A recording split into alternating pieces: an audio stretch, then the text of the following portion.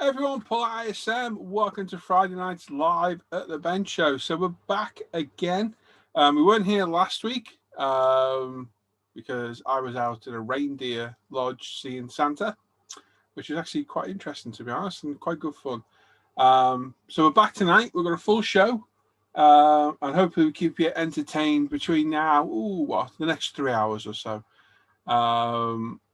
So before we get going, a little bit of a chat. So we're here next Thursday, not Friday. I'm just clarifying this because one or two people are a bit confused about this.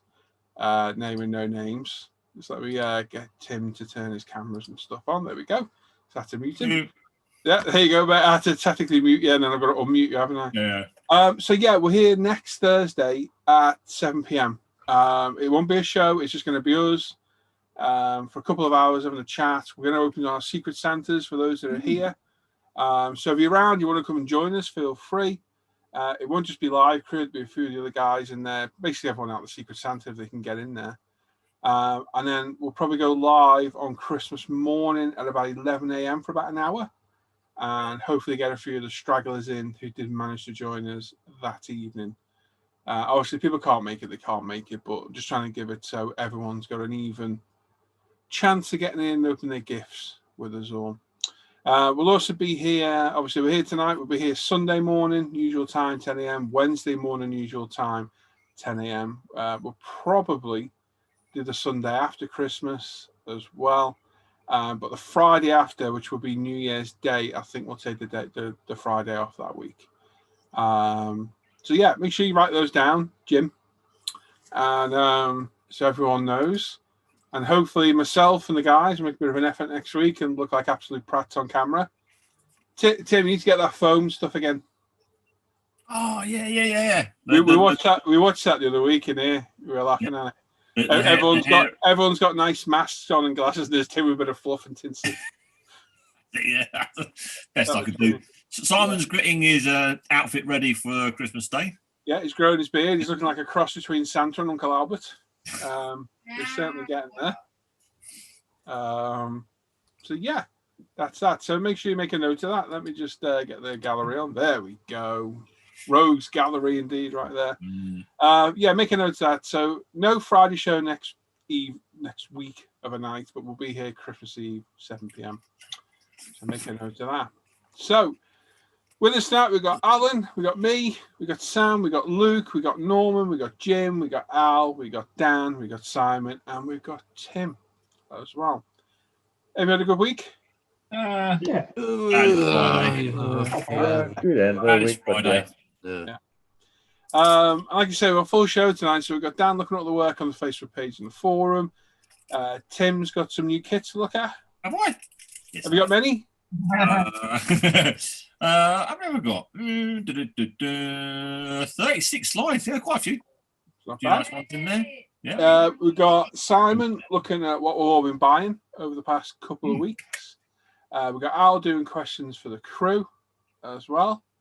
And our usual giveaway. So the most voted for build in Dan's section will win a £10 UMP gift voucher. And we'll randomly give away a £20 gift voucher throughout the night. Now, another giveaway we're going to do, not live. ISM YouTube is rapidly approaching 50,000 subs. We're about 50 away now, or I think it's less than 50. Once that rolls over 50,000, I'll do a video and I'll prompt you with a question or something to do in the chat. Well, not the chat, the comments of that video. And then after that's been for a week or so, I'll come back. We'll do a live number generator in the order the comments were posted. And whoever's closest wins a £100 UMP gift voucher. So that's the first prize. And the second prize would be one of the new Ryefield Challenger tank kits as well. So 2 nice prizes there. So if you're not already subbed to the channel, go and sub to it, because the faster we get to 50,000, the faster we'll do the giveaway. So yeah, it's been steadily climbing over the past few months. And I reckon we'll be there maybe just after Christmas, unless people go and subscribe. Now Tim's off to subscribe. Yeah, but I was just thought I'd look, see how many people we've actually got on the Facebook, because that's been creeping up. Yeah, we're not far off 19,000, are we? Let's have a little look where it's on there now. Yeah, it's not far off. 18.9 thousand. Well, that's doing well. Yeah. There we go. So yeah, we'll keep an eye out for that as well. Yeah, and that's it really. So that's it. Everyone's had a good week in the chat. Everyone stayed safe. You're all ready for Christmas. Yeah. Yeah. Getting there. Getting there. Needs more garlic. Needs more garlic. Weirdly, we're on about that at work today. You enjoying that? Nah. Needs more garlic. What did he say? He said can we eat these men? Bit more sure though. Never mind. Not in that way either, pervert. So there we go. Right, anyone want to read some chat? Yes, I appear to have lost the top of the chat. Yes. Hang on. Even worse, it's froze. I've got Brian Moran as the first. Yeah, that's what I've got. Yep. So, Brian Moran, evening guys, hope all are well. Not too bad. Darren Masters is in. Evening all, hope everyone is well and safe. Wow. Yeah. Alan Parker, evening ladies and gent. Oh, there's just one then. Just one gent. Yeah, Mr. S off the end of the keyboard. One lady. It's got to be you, Tim, yeah. It's got to be you. I'm a lady. I'm a lady. I spell that. Shouldn't that be CU at the beginning of that then, not G? Yeah. You, Jimmy. Right, Sean White, good evening, gents. Friday night again. It certainly is. Comes on very quick. Norman. Hang on, I can't believe how fast the week's flying by. Can you, Al? The whole year, mate. The whole year. The whole year. I was going to open with that. I thought there. We were last Christmas. We were all sitting there going, we should weigh ourselves before we go on the Christmas break to see who puts on the most weight over Christmas. And that feels like it was yesterday. It has proper flown past this year. I thought you were going to start singing Wham then. It's been strange, isn't it? Last Christmas. It's been a year where nobody's been able to do much, and yet it's gone really quick. It's gone lightning fast, hasn't it? Really quick. It's really shit, Yeah, so Norma's in. Good evening, fellow Sproof Fiddlers. Your weekend starts here. Yes, it does. Mr. John Stone is in. Greetings, one and all. Have a great show. Model on, no bananas. I can show the picture again if you want.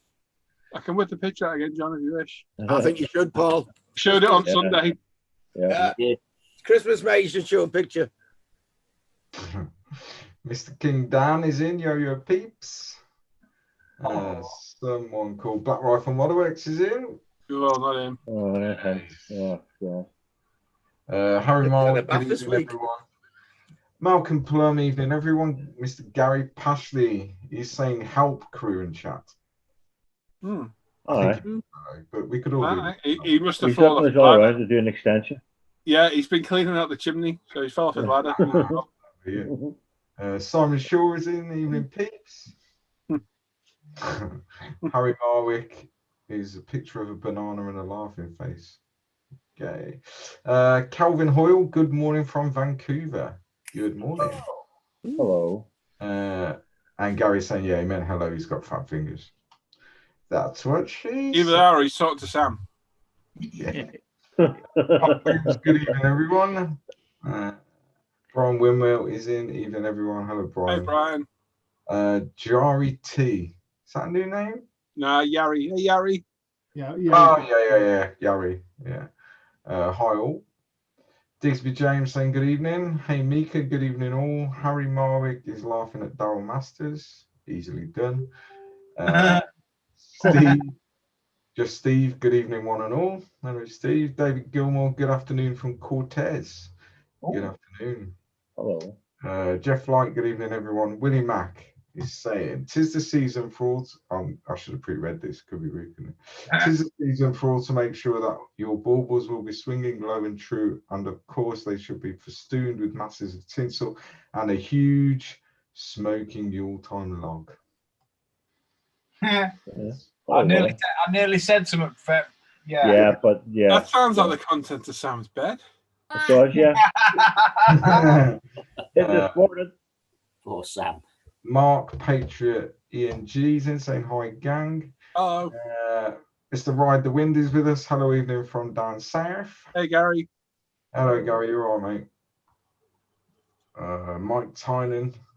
Good evening, all. Just 7 more sleeps. Out, get out the room. People who count down the days need shooting. Out now. Man. 42 weeks till Christmas. Oh yeah. Tam McMillan, evening, everybody. Evening, Tam. Daryl's saying reindeer. Good meat, according to a certain TV show the other night. Yeah. I've eaten reindeer. It is good. Yeah, absolutely. Mr. Al is in. Good evening, one and all. And is this a new name? Human City Junction Model Railroad. I think so. That's a new one on me. I just did a stream and I could not post links in the chat. Are your mods able to post? ? Was it just me or is it a YouTube issue? As it's your stream, you should be able to put links in. Yeah, you should be able to, yeah. Patrick McGeever, good evening, everyone. Gareth Reynolds, hello all, good evening from Rochester, Kent.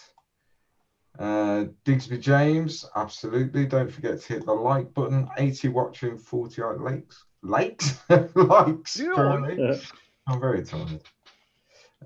Robert Judson, good evening from Iowa. Good evening, Robert. Jiff Jaff's in. Well, good evening, everyone. Hey, Kev. Hey, Kev. All right, Kev. Hey, Kev. Human City Junction Model Railroad. That's a mouthful. That's what she said. Yeah. Bingo. Look at the streams. Glad I finally was able to catch one live. Well, welcome, mate. Welcome. What time zone are the times you are mentioning? They are GMT, mate. UK. GMT, no, I like a whiskey. GMT don't agree with me. KK, that's Cully, isn't it? Yeah. Yeah. Hello, Paul and the crew and everyone in chat from Cully. Hello, Cully. Like I say, you should pre-read, shouldn't you, really? Yeah.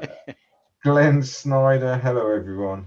Mr. Ian Dalswaite is in. Evening, chaps. Good evening, Ian. Hey, Dean Slater, good evening, all.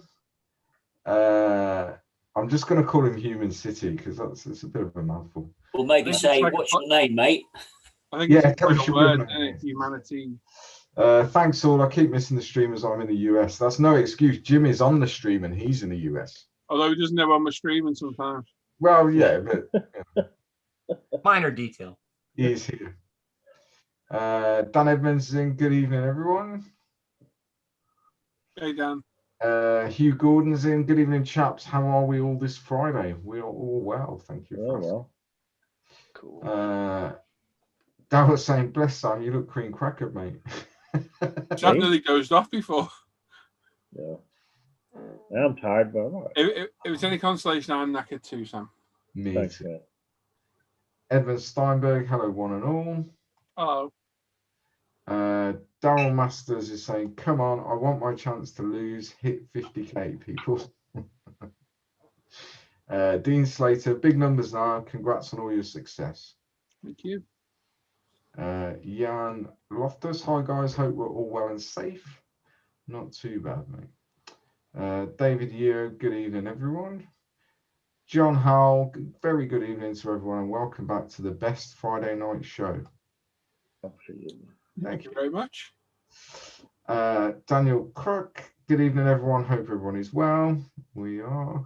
Gaz Wilcox, good evening, all. Human City is saying good afternoon from New York. It's in New York. His name's Heath. He just put it on the bottom. His name's what, sorry? Heath. Pete. Good afternoon, Pete. Heath. Heath. I'll read it in a minute. Who? You? Where? When? Oh, there. No, you. Neil Wharton saying, good evening, all. That's it. Finished work for Christmas. Nice. Nice. I could say I did as well. David Bennettson saying, evening, one and all. Kieran Henfrey. Hi, guys. Thanks for your work this year. Loved it all. Oh, thank you. That's a new name now. Well. Very much, mate. Hello, Kieran. Robert Cook, good evening, all. Hello, Robert. Hey, Rob. Chad Jackal. Hola, gents. I'm guessing Hey, Chad. Hey, Chad. Hi, Chad. Steve's in Totally Scale Models. Evening, gents. Hello, mate. Hey, Steve. Hey, Palachi. Hello, guys. Hello. And Heath He's telling us his name. Excellent. I know that now. Bap's up above as well. Tony, chew your shoes off. He's in. Evening, everyone. Hello, Bap. Oh, Bap's oh. up above. Hello, Bap. Bap, sorry I missed you, mate. Hello, Bap. Bap. Yeah, it's 7:15, Tony. Matt D's Hobby and Life. Hello from a chilly Central Florida. 33 degrees last night. Painful. Yeah, that's not cold, mate. That's short weather, that. Yeah, it is. Yeah. Pretty much. Get my string vest out. Clarky's saying good evening, one and all. Steve, totally scam. What I'm saying is off for 2 weeks now. Hurrah! Nice. And last one, Douglas Weir. Good evening. Hope everyone is well. We are good. Thank you, Norm. You're welcome, mate. Not bad. What's everyone working on at the minute then? Ooh. Al.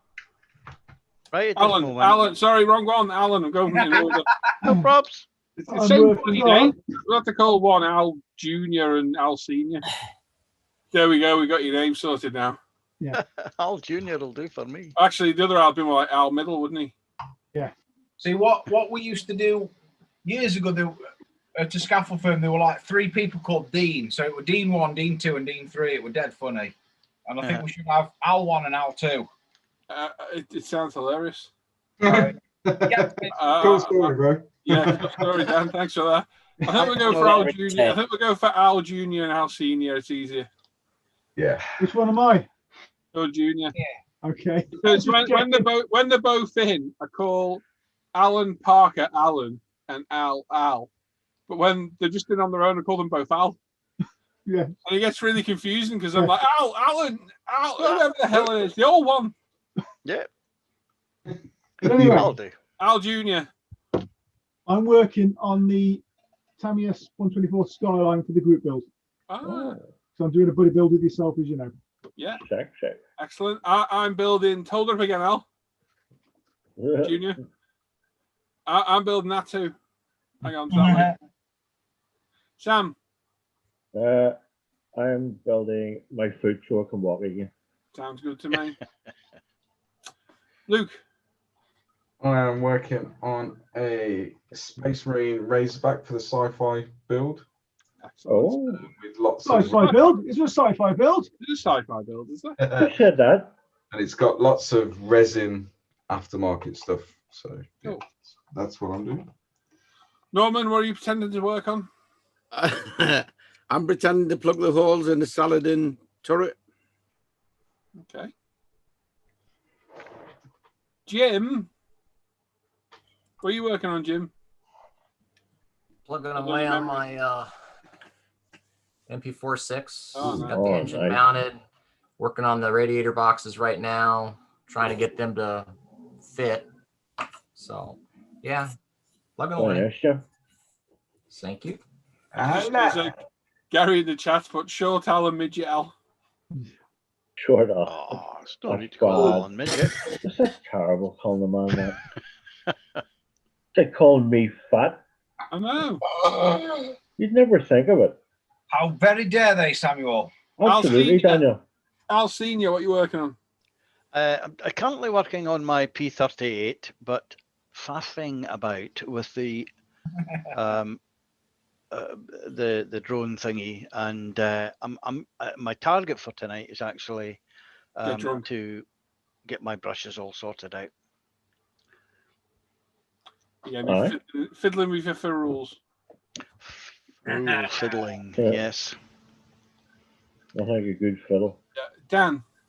I am detail painting some bits on my Space Marine.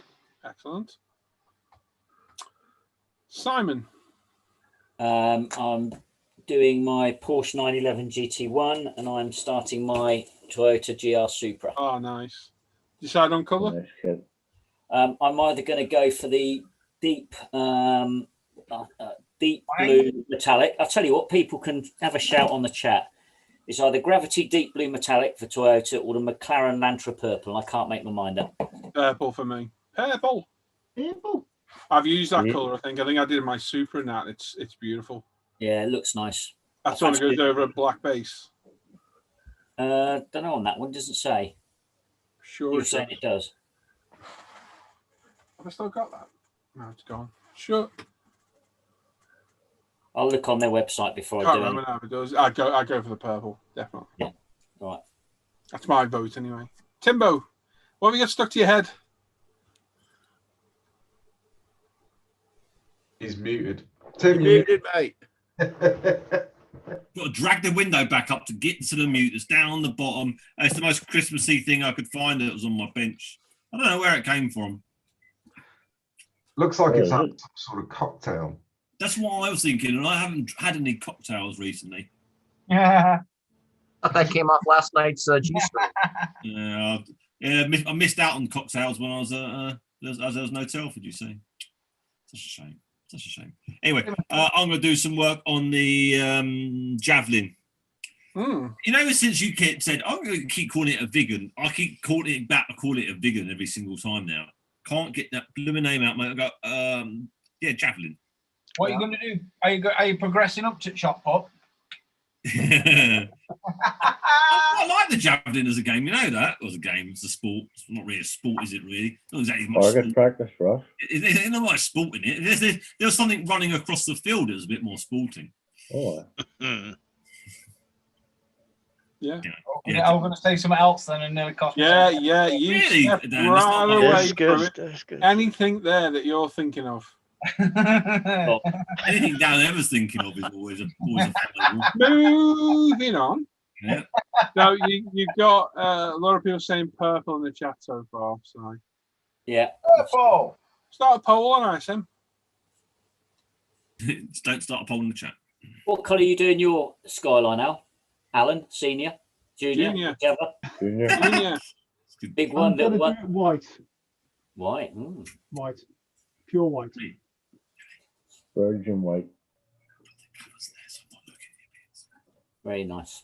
As Yeah, white so as the that every driven snow we're colour about to question have. was grey. Thank you, darling.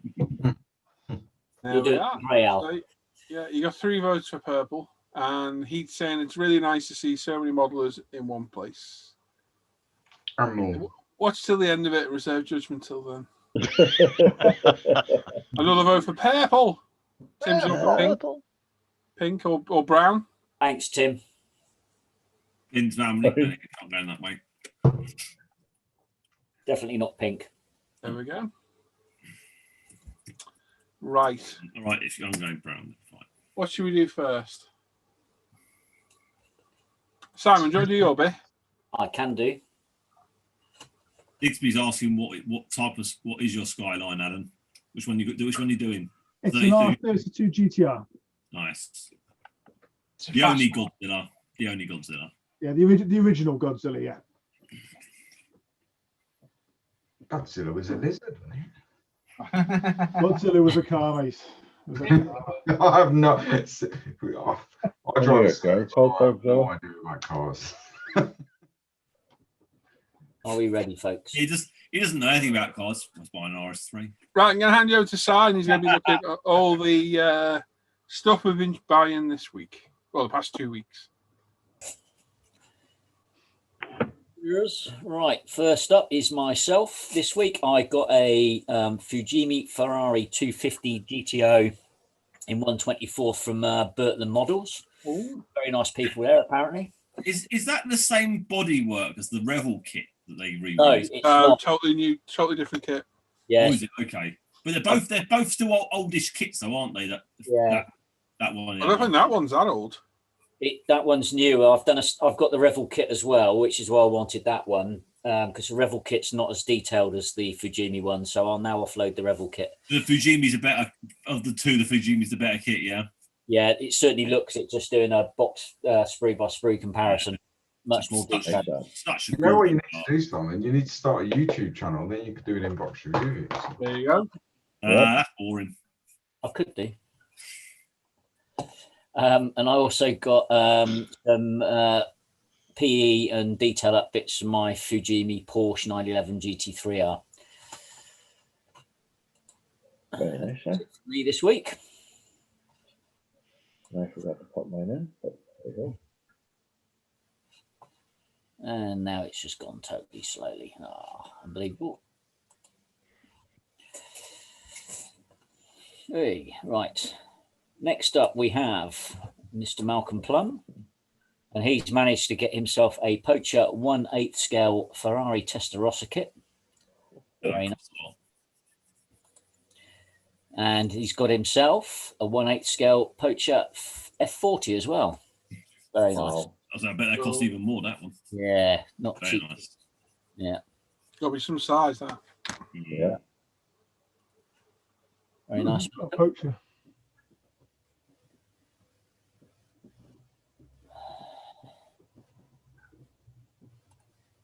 All right. Don't know what's going on with Face 8 tonight, but It's been slow all day. Yeah. Been bad, yeah. Always when you need it. Talk among yourselves. So did everyone notice in the YouTube app still keeps crashing a bit now and again randomly? Yeah. Happened to me the other day. No, I've not noticed. It just, for me, it was just going to, you know, where you sign in with your account. It just kept defaulting to that screen, and I put my details in, nothing had happened. Yeah. It was after Wednesday's complete crash. Anyway, sorry, Simon, carry on. That's all right, mate. Next up, we have Mr. Radim Effenberger, who's got himself a GWH SU 35 in 1/48 scale. Very nice. Nice, Big bird. And he's also got himself an older tag, Day of the Eagle, Edward Limited Edition 148 BF 110. Oh, nice box. Lovely box. Very nice, yeah. Loves there. I like.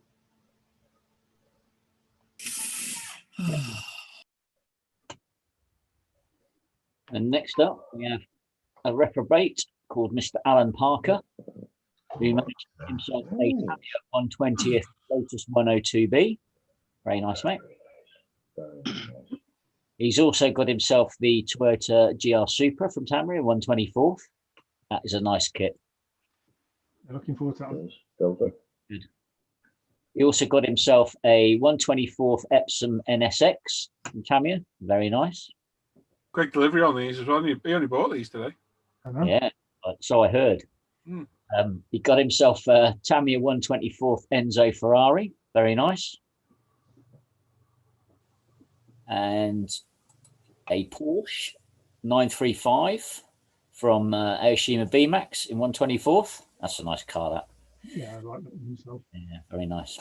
Build a small one before the big one. And last but not least, he got himself a Ford GT40 from Fujimi in 124th. And I'm assuming they're all from that Bertland Models place as well. Yeah. Well, apart from the first two. Yeah. Very Is that nice. that company that's based in Liverpool? That's the one. Yeah. That's the one. They're nice. Jeff Light's up next. He got himself some purchases from UMP this week, RFM's new Chally 2 and some Tamiya clear paints with the obligatory handy Haribo and a candy cane. Very nice. There is a picture, I forget what site it's on, of that kit built with a new experimental camouflage pattern on it. Looks phenomenal. Really nice. Very good.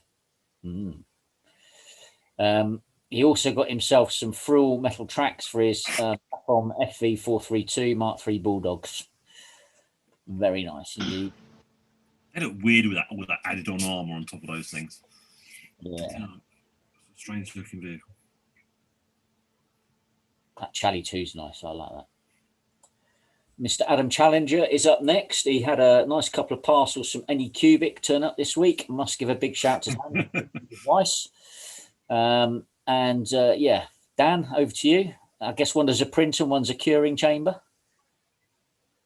Yeah, the one on the one on the left is a wash and cure, and the one on the right is a Photon S, which is broken already.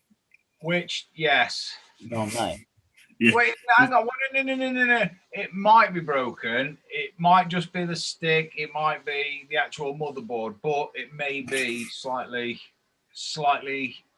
But having said that, I had to go through two of them before I got a working one. But it's just. How can they not check them before they're sent out? They are checked, but I'm going to say rough handling when they're being shipped. Damage in transit, yeah. Yeah, it's the connectors on the inside can be quite delicate, as is with new technology. It's brand spanking new technology for the consumer. So cheap and was that cheap and tack? Did you just say? No, not that. No, not that particular one.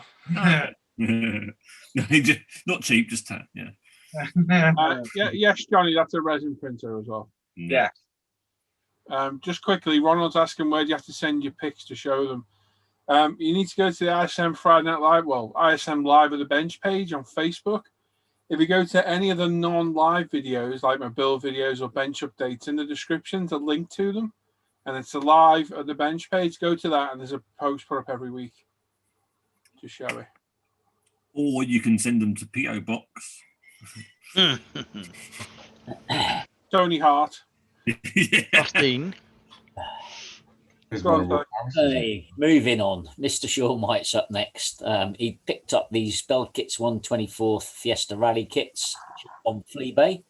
Very nice. Like him. You got a couple more 124th kits and a late Black Friday deal on the paint. So he's got himself the Tamiya Lotus 124th and the new Reverall 124 Jaguar E-Type. Very nice. So Jadlam's got a good price on that as well. Yeah.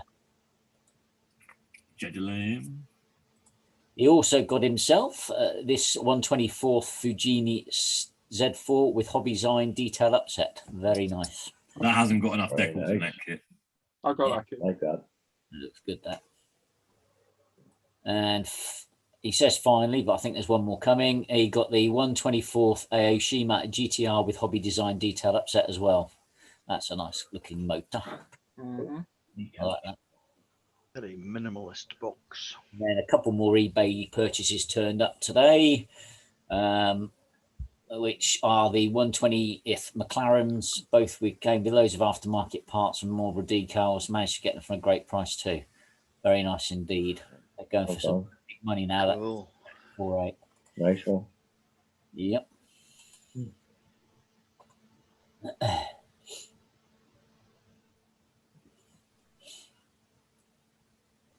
Come on, face ache. That's better.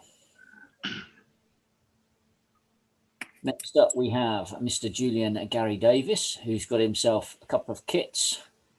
First is the Tamiya 148th cargo truck. And that looks like a Fiat G91 in the background with some detail parts for something. If you could put the bits in the comments, Julian, that'd be helpful, please, mate, because I don't know all the pilot for the Fiat. Okay. But that makes sense. Ah, lovely.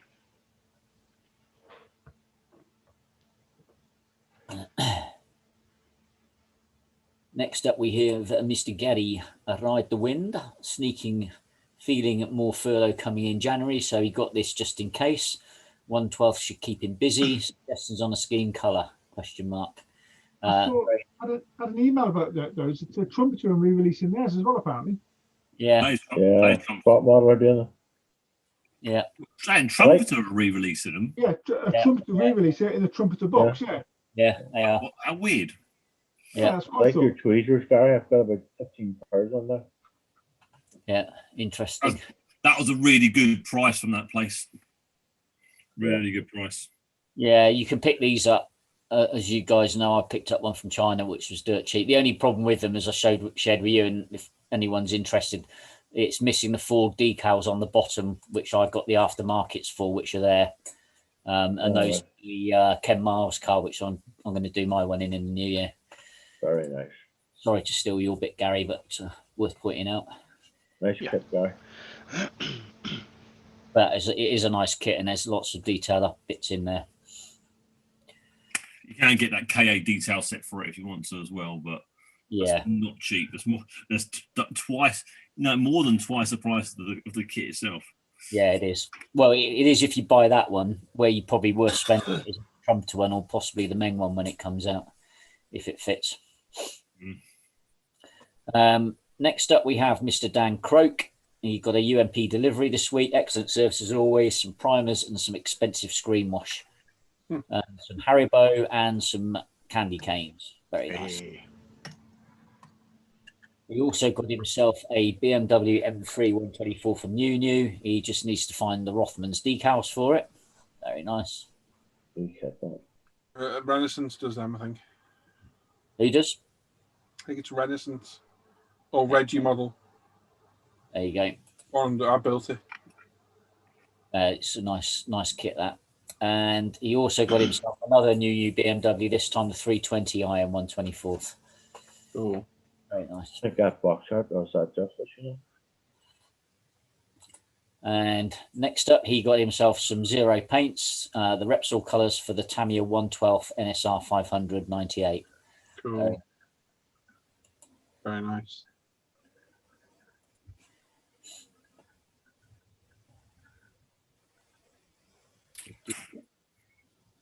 Make sure I haven't missed one. Next up is a Lubo or a Viking. I was in a mood for a rally car, so he picked up these Lanciers and some supplies.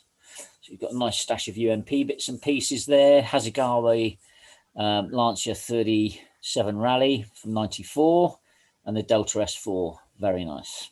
I want that Lancia up top left. Yeah, it's nice, isn't it? I don't know what's different about the standard one, but the front end looks totally different on that picture. And I don't know what it is. I don't think it is any different. It's a bit lower and wider. It's just a bit box art. Yeah, it looks like it's on tarmac, that one, doesn't it? Yeah. I think it's aggressive. JGTC, I can see there. That back end looks quite different as well. Yeah. So I might have to pick that up. Yeah, looks good. The Hassy kit? Yeah.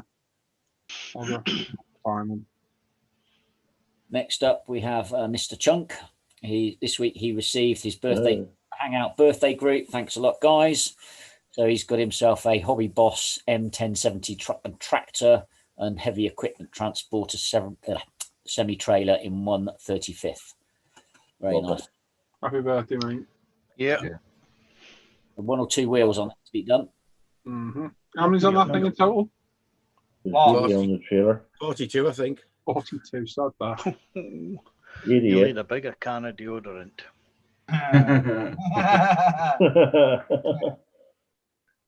Next up, we have Mr. Gary Pashley, who got himself a bargain from the Veteranus Auctions, an Academy 148th T50 jet trainer. Very nice. Yeah. Nice. Just quickly, Paul, that box art, so that Lancia 037 is quite different. So that car is actually being driven on the Japanese touring car. Yeah, I thought so.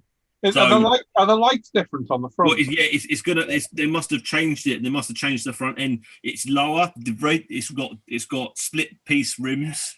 It'll be a lot lower, and it's probably got a different front end on it. Slightly different. Yeah, I was eyeing that up ages ago and saw some kits there. I might go buy one. Yeah. Yeah. It's 8 years after the Group B was finished is when they started. It was when they were using it. I suppose you need to do something with them, didn't they? Yeah. With their cardboard roll cages. Yeah. Yeah. They did them, didn't they? They got done for that, didn't they? Or terrible. There's 86 on that truck wheels. 87 if you count the steering wheel. Yeah. Yeah, enjoy that one, Chunk. He will. Next up, also from Mr. Pashley is, and this one's still in the post somewhere, an Aoshima 124th Toyota JZX 100 Chaser Tourer 5 with Vertex body kit. Very nice. See that built, Gary. Oh, okay. No, he said Gary, not Norman. Next up, we have Mr. Dan Edmonds with some goodies from UMP, some primer, some LPs, some paint, some Tet and Candy Cane, and some Haribo. Very nice. He also got himself a new set of cutters from Tamiya after his wife dropped his original pair. Didn't drop, she destroyed them cutting some wire.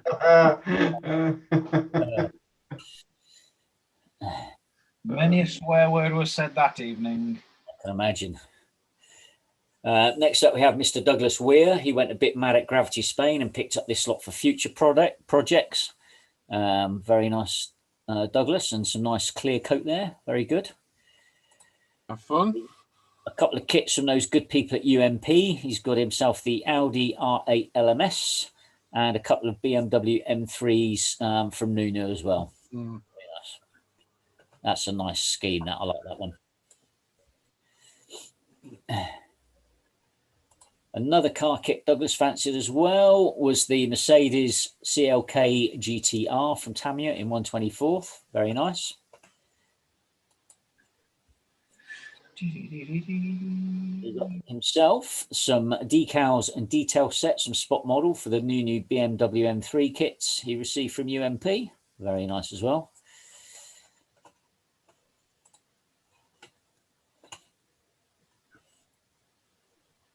And he also got himself a few more aftermarket bits from the M3 build. So some Recaro seats, an engine set, and some carbon fiber decals.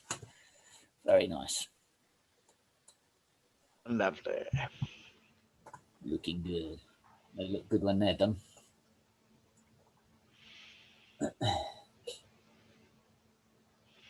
Next up, we have a Mr. Paul Bretland.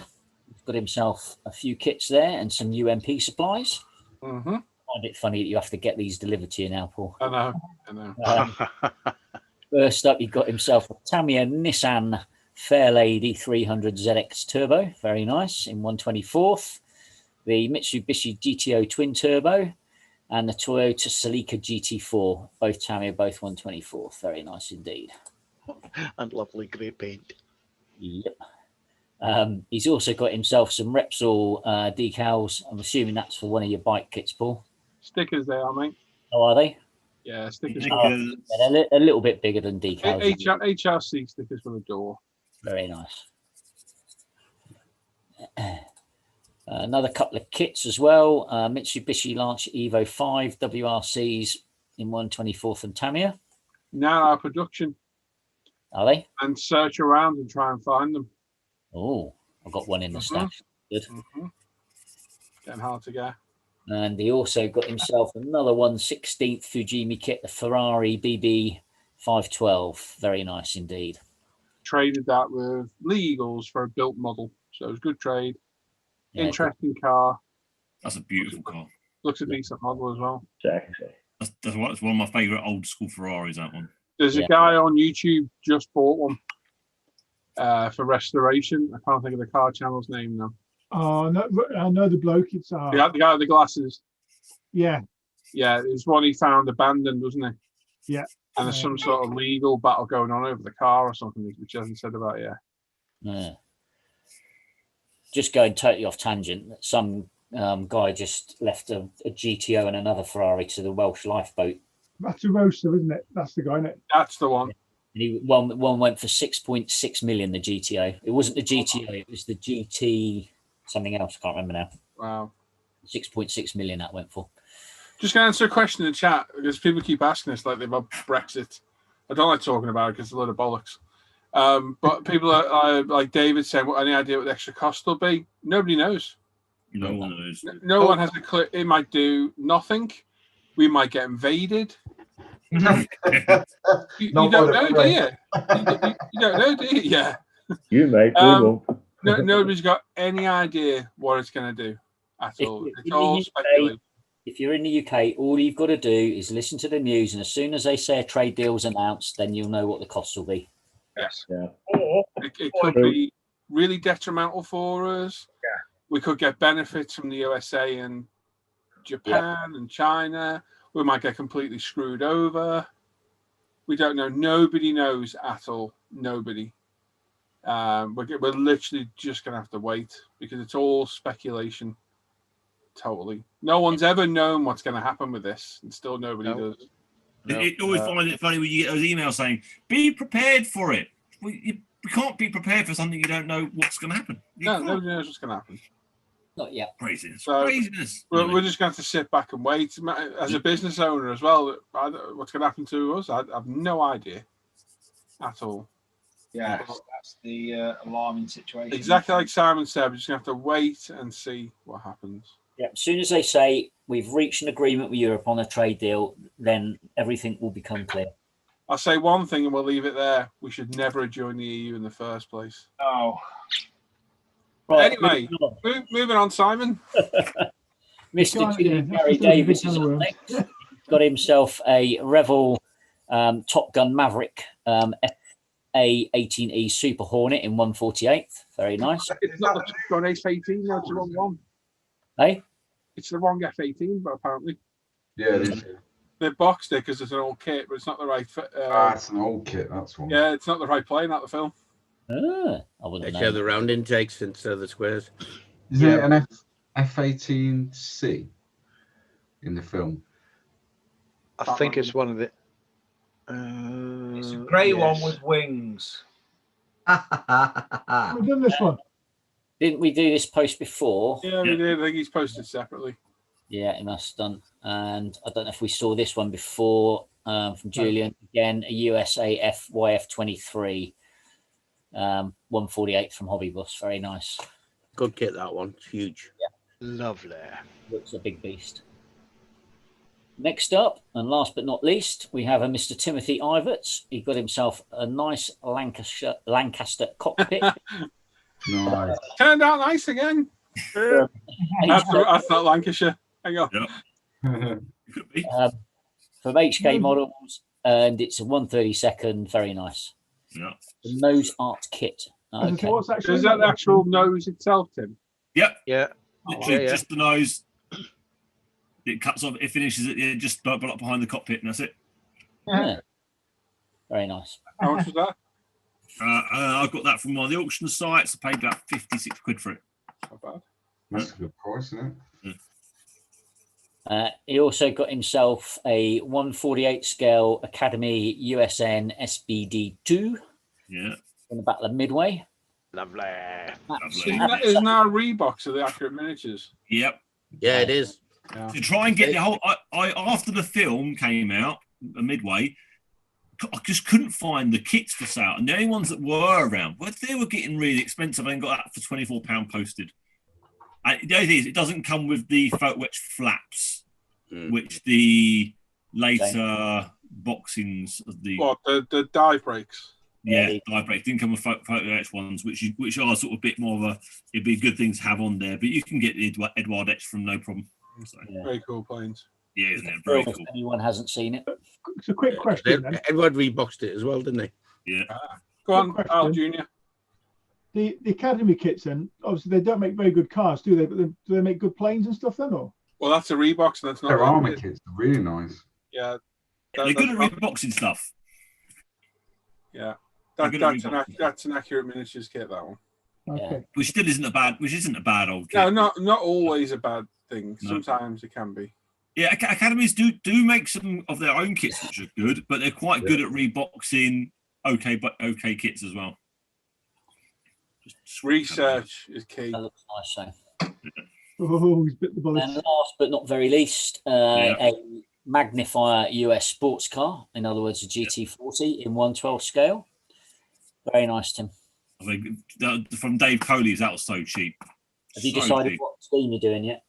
No, because I'm a bit torn of thinking maybe going along the lines of what Paul did and actually do it as a bit of a road car instead of a race one. Ooh, interesting. Possibly. That'd be cool. We'll see. Very cool. Very nice. And I think, folks, that is it this week. It's on site.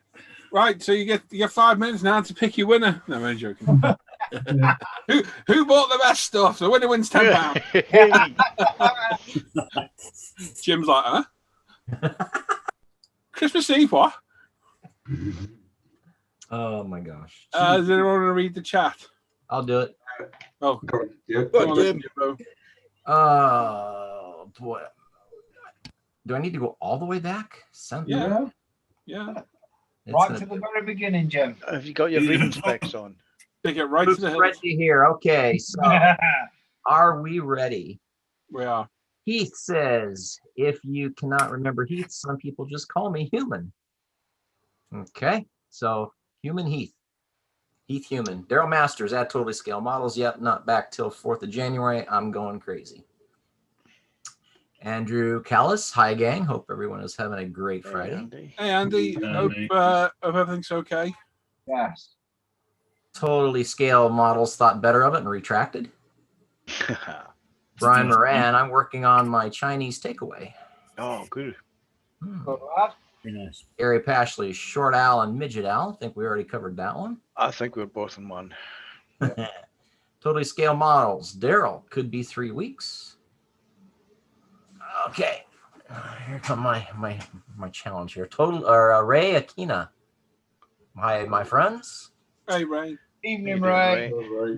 Totally Scale Models is apparently working on a 1/144 space shuttle. Ooh. Ray says GWS SMC. Get well soon, Sam McCord. Yeah, Mountaineer Modeler. Hello, everyone. Chunk is Southwest Modeler. Hello, Paul and the crew and everyone in the chat. G'day, yeah. Chunk. Huge Farmer. bitch. Jiff Jaff. Hey, Chunk. Mike says, "G'day, Chunk." Digsby James. Purple. Nice. Purple. Purple. Hugh Gordon 124C. Purple is a no-brainer. Purple. Purple. Emily says purple as well. Gary. I'm feeling purple. I'm feeling purple. Oh, really? We'll turn it loose. Start taking the tablets now. Southwest Modeler. Hi, Kim. Human Heath says, it is really great seeing so many modelers in one place. Gary Pashley, Morning Chunk. Jiff Jaff and Norm. Brian Windmill, another vote for purple. Purple. Really? Sure. Chunk says, hi, Gary, and hi, Mike. Malcolm Plum votes for purple. Purple. Norman says, and Kev. Tim's desk in London says pink. What other colour? Could be kind of a faded out purple. What other colour, Jim? What other color? You're down below. How far below? That's a ways down for me to go. Two comments. Two. Okay. Yeah, way down. Two spot. I lost my spot. I'll read it. Damn it. Purple. Tim saying pink. Tim saying pink. Right. Or brown. What would you go for, Jim? Pink or brown? Yeah. I've seen some pretty cool looking browns. Just saying. Chunk says blame Heath. And Digsby James says sweet. No. I take it that saying's not very well known in the States then, no? I'm guessing not.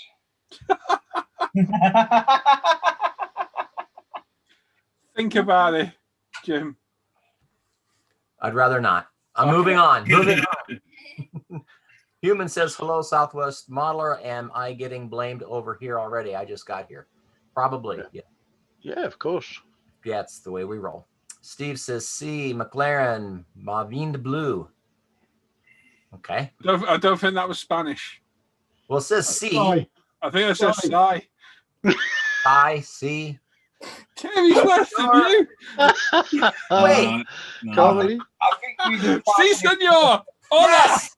Hola. That's what Steve said. C. McLaren, Mavin de Blue. I don't know what language that is. I'm not good at Oh language. my God. What? Can we get someone else reading this? I'm reading it. I'm reading it. Johnny says Sweet Ferrari. Wait, you missed King Deanna said good day, Flog. Junk watches Heat's channel. Yeah, thank good to familiar face. Sam Brown says evening all. Chunks Lion sends a great group and some very talented modelers. Who? Ronald answered him before. Hello. I'm a Japanese modeler. It seems that Fujimi and Tamo are uselessly expensive overseas because Ferrari's copyright has expired. They're not too bad at the minute. I think they're going to go up eventually. Yeah. It's expensive to be a premier in Japan.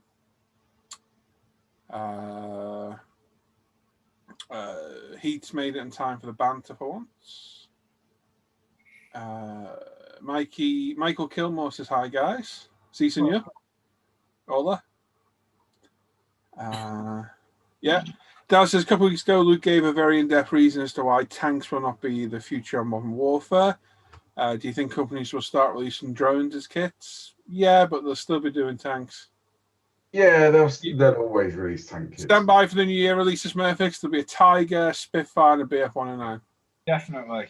Have you look here, Sherman? Mark says, it's like you could see the future. There already is. It's amazing, isn't it? Yeah, amazing. The problem with companies releasing drone kits is that a lot of that stuff is still so classified that they can't get near it to do an accurate kit on. Yeah. Oh, wow. Quickly move along. I'll read this last one and somebody else can take over other than Jim. Go on, Willie Mac. Says Mark says Paul and idea when the Apex will be back in stock after Christmas, mate. I don't know when. They've been on order for months. We're just waiting. Unfortunately. About that long. Who wants to read a bit of chat? Yeah, go on, I'll do it. I'm just catching up where you are, mate. Danke, Jim, danke, si senor. Gary comes in saying evening, everyone.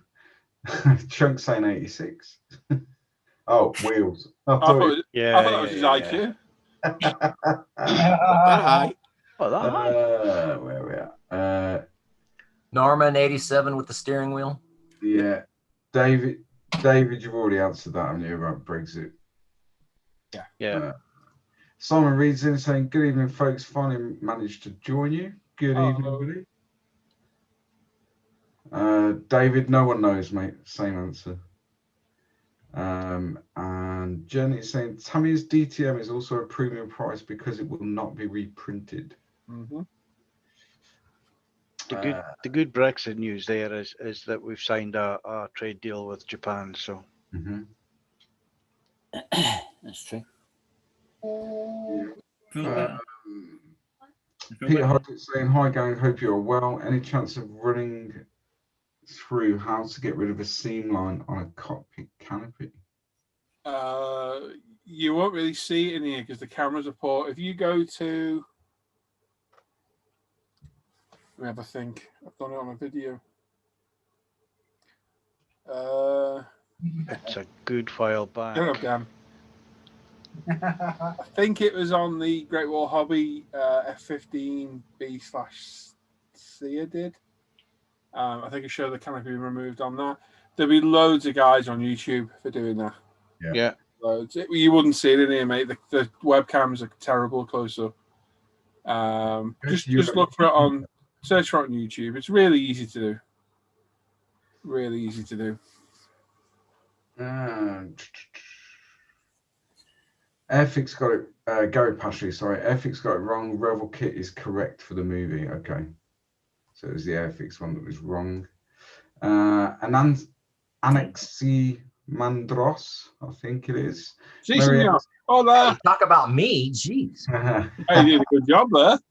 Merry Xmas, everyone. Happy model building time. Merry Christmas. Happy Christmas, mate. Brian McCarthy's in saying good evening, everyone. Hello. David Marzola saying, is it Friday? Yeah. He's as bad as Jim. Mr. Challenge is in. Yo, dudes. Hey, Adam. Hey, Adam. Hey, Adam. Yeah, Adam. 1001 KJK. Evening all.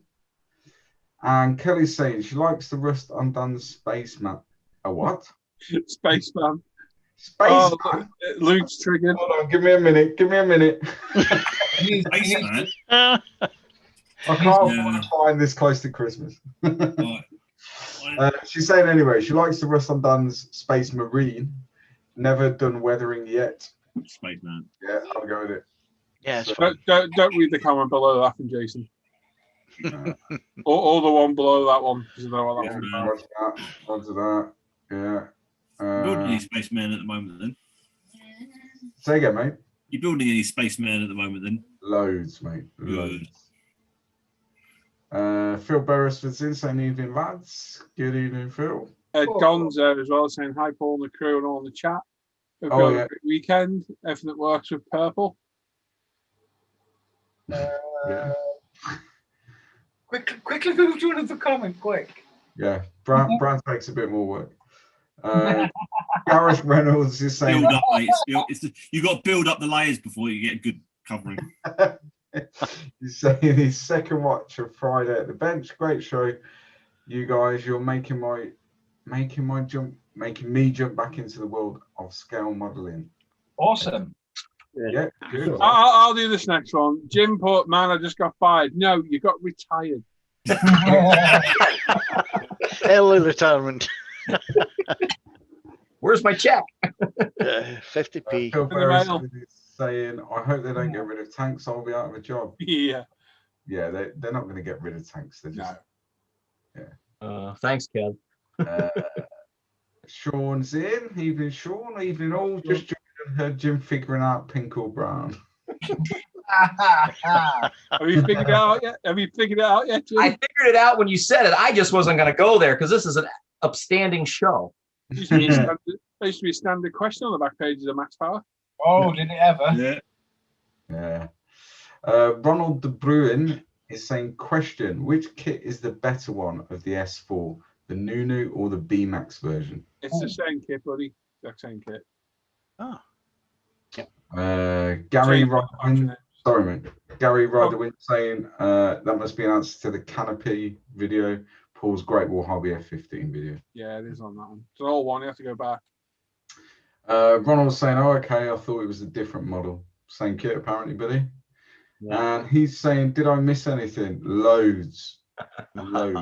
Oh, it's unrepeatable. Yeah. I like seeing the collection of paints and tools on your workbenches. Yeah. Yeah. Yeah. You can't see my, I was going to say you can't see my rack, but that sounds wrong. Ooh, Luke, I've seen your rack. Oh, yes, you have done. I'm just putting pants up. Just put my trousers on. Hello, Oh dear. And Kelly's saying, sorry, Space Marine, she's tired after work. Yeah, it's all right, Kelly. They are from this moment on known as spacemen. I can't do it. He's saying he's been retired since March. He needs to get unretired. Okay. Steve's saying, yeah, it's an F-15. He flies in the new Top Gun. And Steve, totally scalable. You should be ashamed of yourself. You're a father. Yeah. Talking about Sneaker, I don't know why. And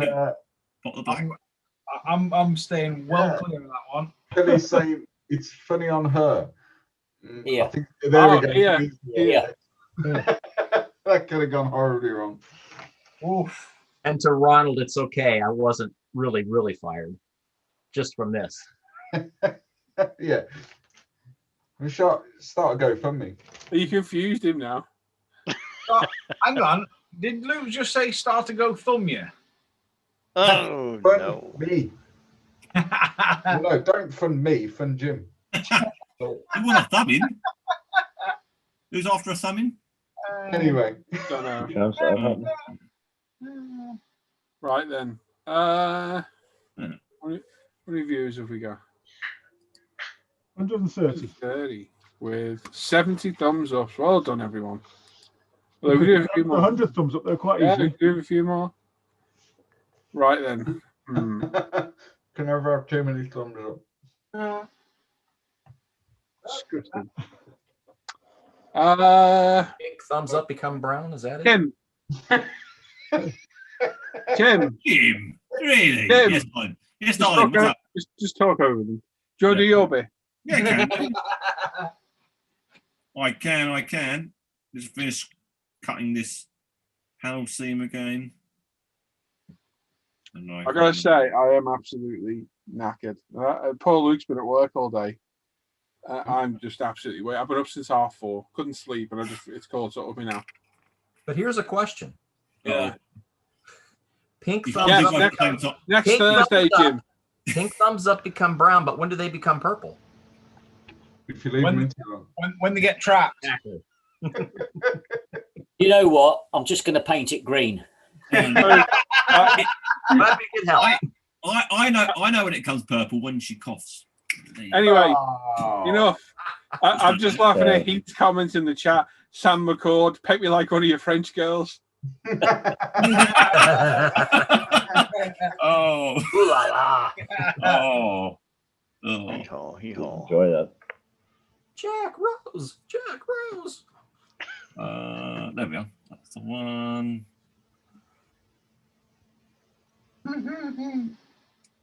Good evening. Good evening. Good evening. Bonjour. Buongiorno. See? Come and say soir. Something like that. See, my car on blue. Blue McLaren. Yeah. Talking of McLarens, there you go. Blue McLaren. I knew it. A bit of blue. He's blue, Alan. Blue. Where's the purple one? Hey. I want it. You know it's going to be a nice kit, but it's just an ugly car, man. It is an ugly car. I'm not. It's that rear spoiler, I think, Rexy. Beautiful. It's a lovely looking car in person. I think it'd be better without the I've got no spoiler. doubt it'd be an epic thing to drive, but you ain't going to, I mean, thankfully you're going to sit in it and drive it and not look at it, you know what I mean? Where'd you put your shopping? In those vents in the front. Yeah. I've lost my oranges. I would imagine that's got all active air on it as well, is it? All the air dams and stuff on the front. Yeah, the rear spoiler moves, isn't it? It's fully. It's a what the car is immense. Yeah, it's not the best looking. And I'm sure it's going to be interesting to paint and to build. That's a very good looking car, and I have no bad word said against it. Don't get me wrong, I'll still buy one to build. All I'm going to say is that blue one looks like a toy. It doesn't look like a model of a car. It looks a bit toy-like. And I think it's the blue with the orangey vents in it. It doesn't make it... Oh. It's not helping it. Any other colour other than blue or red, to be honest with you. Yeah, I think the colour choice is going to be quite vital on that one to make it look a little bit more appealing. Do you know what I think it needs also? It needs to be a dark colour, and it needs to be either matte or satin, from what I've seen. I would go for, that McLaren do an orange. Yeah. I think that would probably suit it, to be honest. No. That's his no. Dan, you drive a Jag, mate. You don't get to say any saneness at all. He drives a bit of a souped up Mondeo. What do you drive, Al? Me? Yeah, let's not go there. Well then. I drive a white van, mate. Fastest thing in the world. Yeah. I've got 2 and a 7.5 tonner, and Anyway, enough of the dick swinging. Carry on, Tim. Yeah. I win. Moving on, much nicer. Kitty Hawks 135 MH60R Seahawk. Oh, nice. That's one I've been waiting for, because this is the one with all the tail arts. Yeah, that's really nice. It looks so It'll be good. huge as well, is it? 135th. It's huge. It'll be huge in 135. Good thing about this one is, as it's a Seahawk, it is a complete foldy up one. So you can fold everything around and make it fold up. There is, if you are looking at getting this, there is a issue with instructions. They've supplied the Pavehawk instructions in the box. And if you follow the instructions, you build a Pavehawk. And it's only until you get to the end, you realise, I've built a Pavehawk and I've not built the Seahawk. And so there is a download part of the instructions that you need to go and find on their website. That's cool, though. It is, isn't it? You've got the Scorpion. You've got, I've got my little box over here. It's in the way. Can I try and drag it? Yeah. You've got the Scorpion, the Tiger. The Flag one looks brilliant. So yeah, there's some really good looking ones. But what is coming soon also is the H Rescue Hawk as well, which looks really good. Another good looking one. Another few good looking versions on that as well for the. And Tim, I think this might be a good time to mention the link in Cyber Modeler with the correction for this. They're saying they're saying about the instructions. Yeah, go do the instructions. But it's not. It's that one that needs the instructions correction. This one apparently is correct at the moment. But I think Seahawk. Yeah. The rescue. You're gonna fold the rotors. You got to do it backwards. Yeah. Sorry. Yeah. So you're right. So there is a problem with the propellers as well. They've molded it backwards, and molded it the folded sections backwards. So you've got to cut them off and swap them around. That's not like Key Hawks, that sort of thing, is it? Not like Key Hawks. Very unlike them. Even with all those issues, I still might buy one of them because that's so cool. Yeah. Leave Dragon out of the way. So that's going to help. It's an upside down Spitfire. Woo! Looks good, though, doesn't it? Airfix is 148th Spitfire Mark 5B. Good looking. That is cool box art, though. It's a cool looking air. That's the, I would call, the most iconic shape of the Spitfire, with the rounded tips and that canopy. That's the sort of one you recognise as a Spitfire when they start chopping the wings and being a bit Is weird. it any good? I'd imagine so. It's Airfix and the Spitfire, they've always been quite good. Now, I was talking to a buddy of mine. Apparently, this is a repop from their release 5 years ago. It just has new decals in it. Yeah, that's good. A good kit then. Good kit. Yeah, no problem with that one. Emails £21, €23, $28 for £21. They ain't gonna be nothing but too bad with that. Yeah, you'll build up a nice Spitfire from that kit. Hong Kong models have re-released their done another boxing of their 132 Lancaster. In this boxing, you get to do a Mark 1, a Mark 3, and the Dam Buster all out of the box. So you don't have to buy a boxing for a specific one. You get all three types in one box, and they've put in an extra set of decals in there as well. I'd expect that price though. But yeah, it's damn expensive. £400, €441, $540. You get a lot of kit. You get a serious amount of kit. And there is lots of word, by the way, that Meng may have managed to acquire all of Wingnut's old molds, but it's only hearsay at the moment. There's no proof of it. So you never know. We might ever have that Lancaster, the other Lancaster. Maybe, maybe not. A future release on the Airfix is the Airfix Blenheim Mark 1. It's a slight different variation. They had a Mark 1 before, but it was a T version. This is the full glass nose basic Mark 1. Cool looking plane. It's on a pre-order at the moment. It's £35, €39, $47. It'd be a good size in 48. Like that. What is nice and interesting coming very, very soon, I hope. Kinetics 148 AV8AU United States Marine Corps Harrier. Is that a good kit? Yeah. Sir, yes, sir. Yeah. Very nice, Dan. Very nice. Well done. See that? Good. It's all about the timing. Yeah. Me. Yeah. Their kinetic carriers have always been sort of quite good. There's always that area of fitter over the top wings, which can be a bit delicate to make sure it lines up correctly, but pretty much every Harry kit though. Exactly, yeah. Other than that, it builds up nicely. It looks it looks really odd with the single seat pointy nose. It's not the Harrier that we know from over here, which is quite fat and stubby at the front. Looks more like a Kestrel, doesn't it? Yeah. Very nice though. And then the other one that's coming out soon is Kinetics 148 Harrier GR1 or GR3. Sorry. Yes, I began hand. It's £45, €50, $61 on a pre-order at the moment. Does look nice. That's a one. Yeah. Because the only other offer at the minute for the GR1 is the Airfix kit, isn't it? I believe so. 48. Mm-hmm. I've built that and it was shocking. Yeah, so that hopefully, fingers crossed, that comes out and good, and I'm quite sure they'll sell a bundle of those. Very nice. On pre-order as well is Airfix's 148 Canadair Sabre. Sabre looks nice, good looking plane. Hannon's £30, €33, $40 on that. Nice looking plane that. Coming out from Copper State Models, they're doing a Canadian armoured car. Ooh. I would call it not really an armoured car. I'd call that an armoured box with a steering wheel. More like a stagecoach with a front top end cross. Does that come with horses? It's a bit open. Chuck a grenade in. They're all toast type of situation. But hey.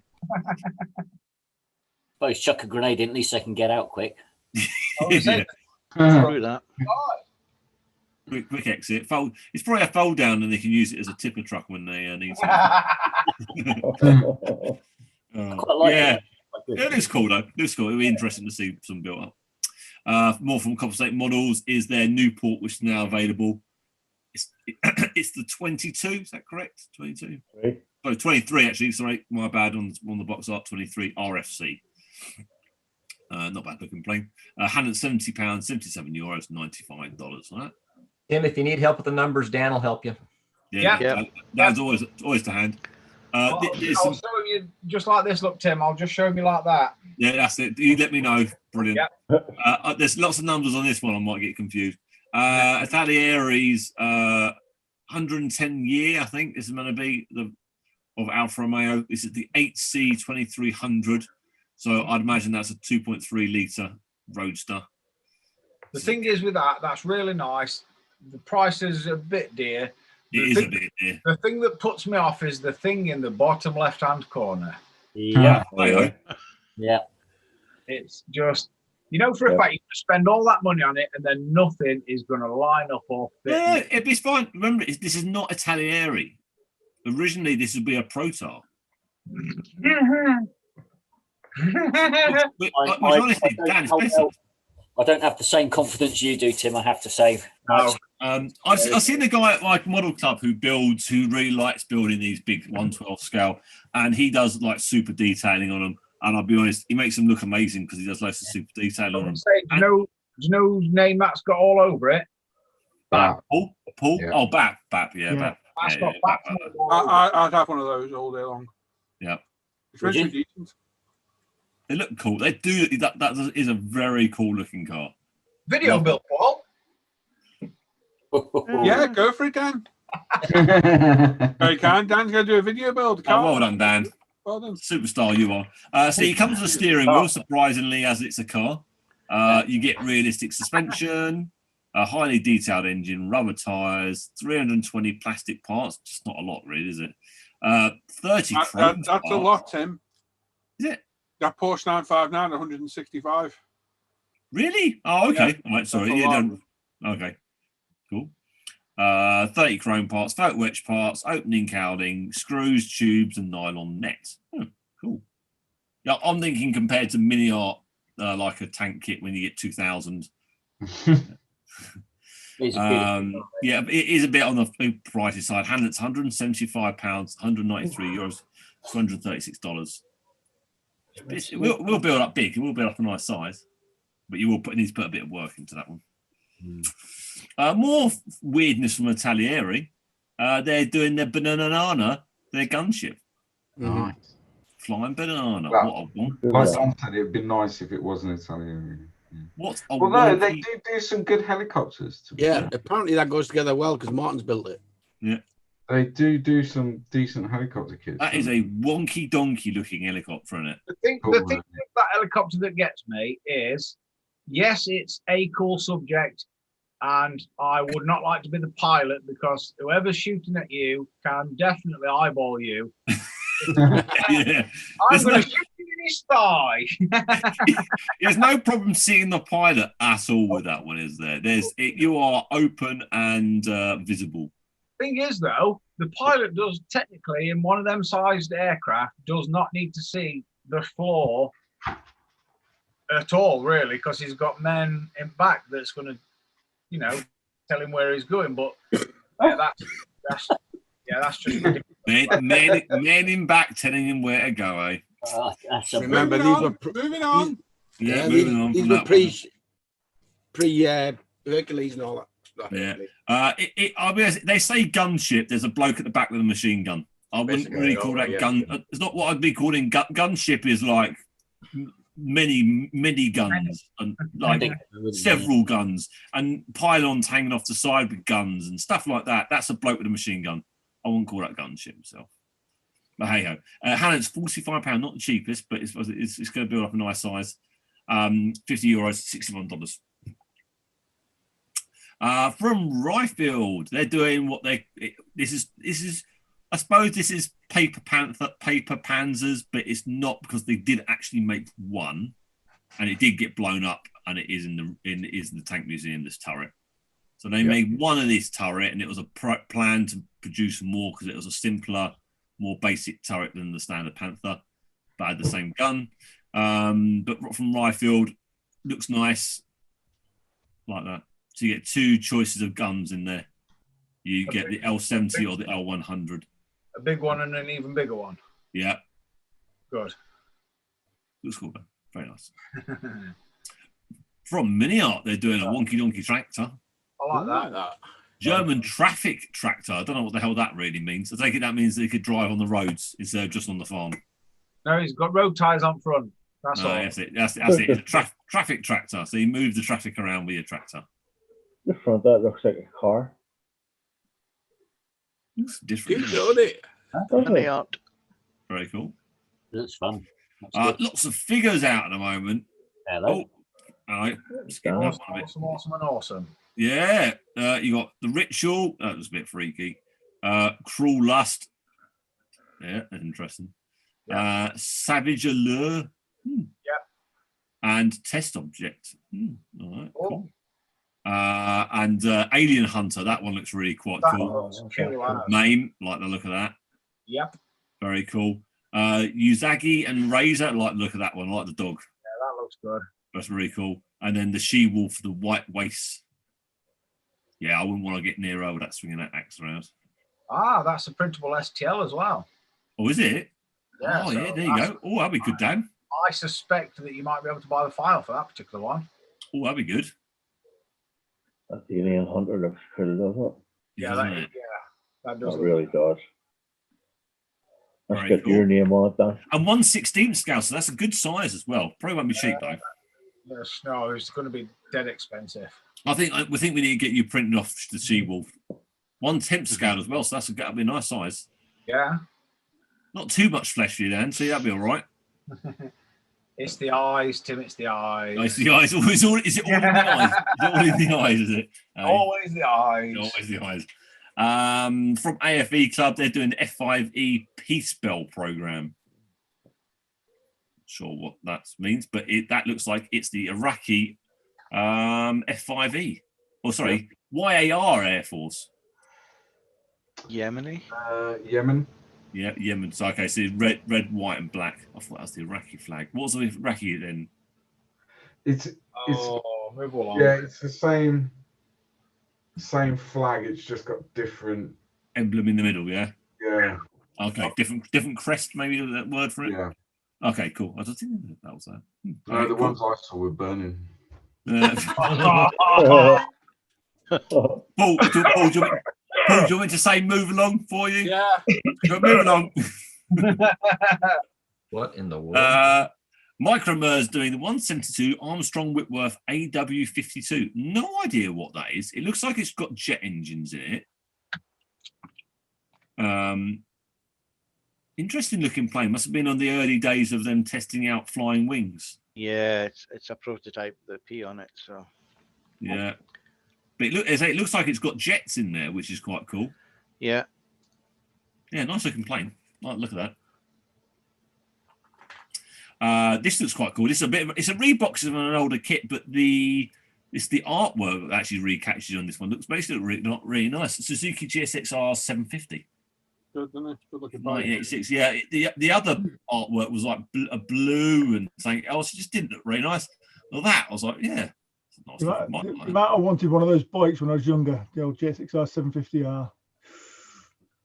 Would I give a kidney for one of those? You wouldn't have been here today if you'd have I got was just about to say it's a good job you didn't have one out because you wouldn't have been here. Yeah, quite probably.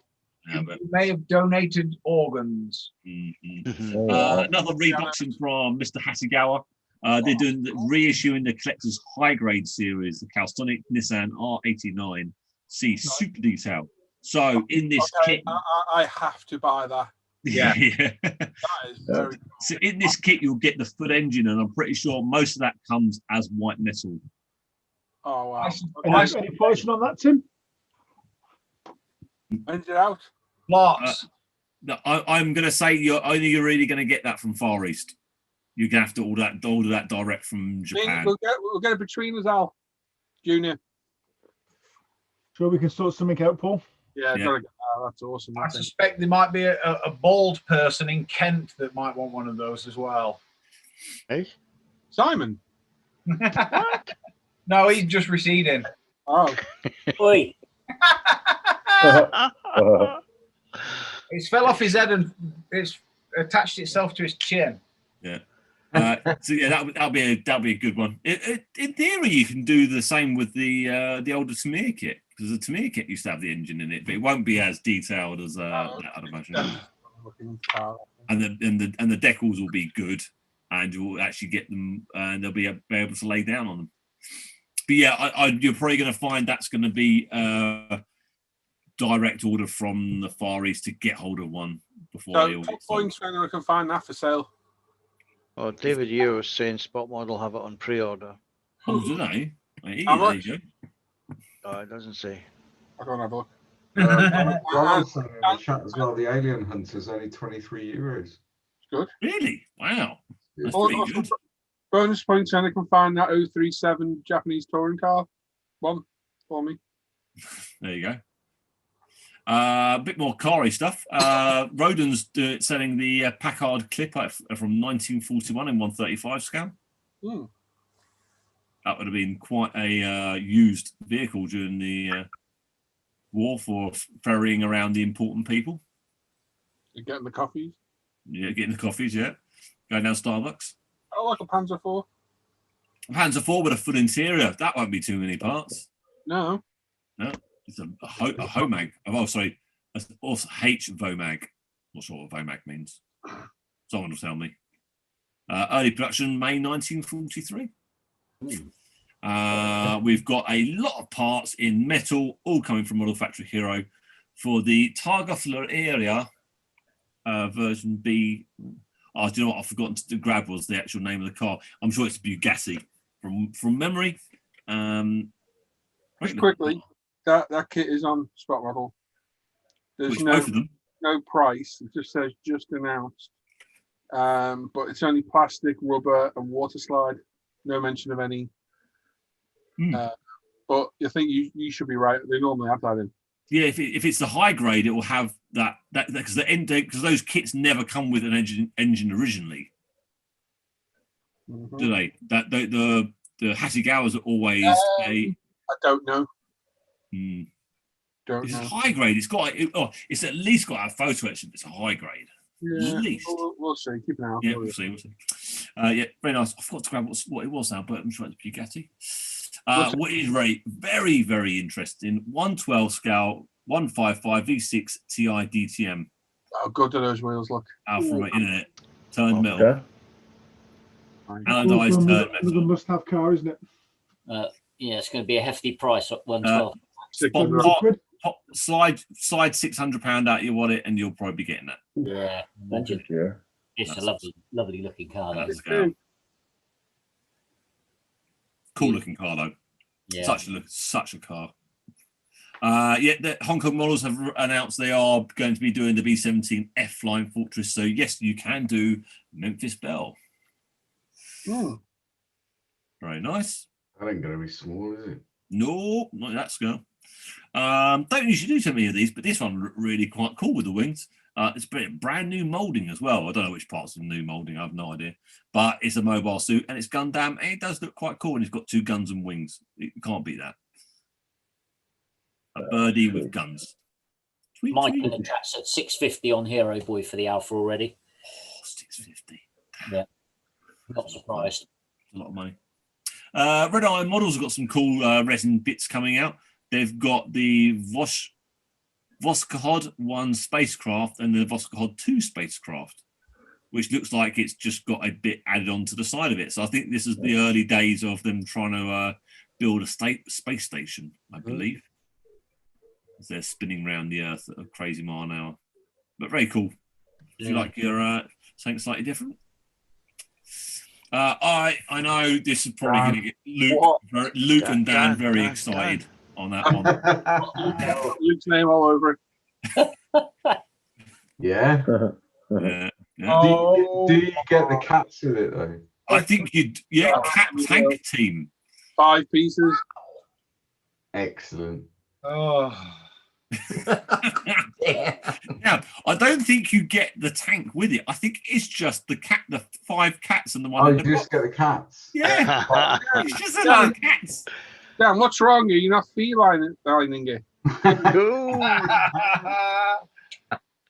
if you're going to do a toon tank, what you really want is some cats around it, didn't you? Eh? No. This is no as well, apparently. I'm getting you guys wrong all the time, aren't I? Hey, that's what I'm doing. From more from the Tory factory. They've got the girls in action, which is in 135. Did you read a funny joke there, Luke? Hey? Yeah, ignore me. Okay, cool, will do. And they're doing 2 robots, the gears in action. What they should do is put the 2 together in it, Luke. Girls and gears in action. Yeah. That robot's called Spot, quickly moving along. Yeah. Adam Savage got one of them, hasn't he? Yeah, Boston Dynamics designed and built it, and Spot will be back next year. Oh, cool. Yes. Is he got a crossbow on it? Because I think if I want a robot, I want it with a crossbow on. No, what Adam Savage has got, he's got a rickshaw that Adam can sit in the rickshaw and Spot can pull him. All right, yeah, that's a good use for one. He's sitting there and the robot pulls him off. Yeah. Okay. Gears in action, that's what that is. Yeah. Talking about gears in action, here's some head series. Oh my God, Tim. Oh my God, the segues are just perfect for tonight, really. Yeah. You get the Black Death, 2 of them. You get 2 Jasons, 2 clowns, 2 skulls, and 2 screams. Very nice. I mean, you've got to do a bank robbery scene. On the Friday night show, that doesn't it? Yeah. You've got to do a bank robbery scene. These are perfect for it, aren't they? You know, what you could do, I don't know whether this has inspired it or not. There were occasions in certain operational theatres where the guys on top cover, which is the guy standing at, the top of the vehicle, either in the turret or out the back of a snatch Land Rover, where they would wear like scream masks and clown masks and so you could do a little diary of that. That's quite cool. Yeah, that'd be good. Coming from more from mini art, some German tank crew with a crane and gantry and an engine. Nice for a diorama, especially as they're doing a Panzer 3 and 4 with a full interior, so you can have that stripped down perfectly. Just something a bit different from AMP. They're doing the McDonnell Douglas air tanker DC-10. That's cool. They are the bravest pilots in the world. How low they fly them things. Yeah.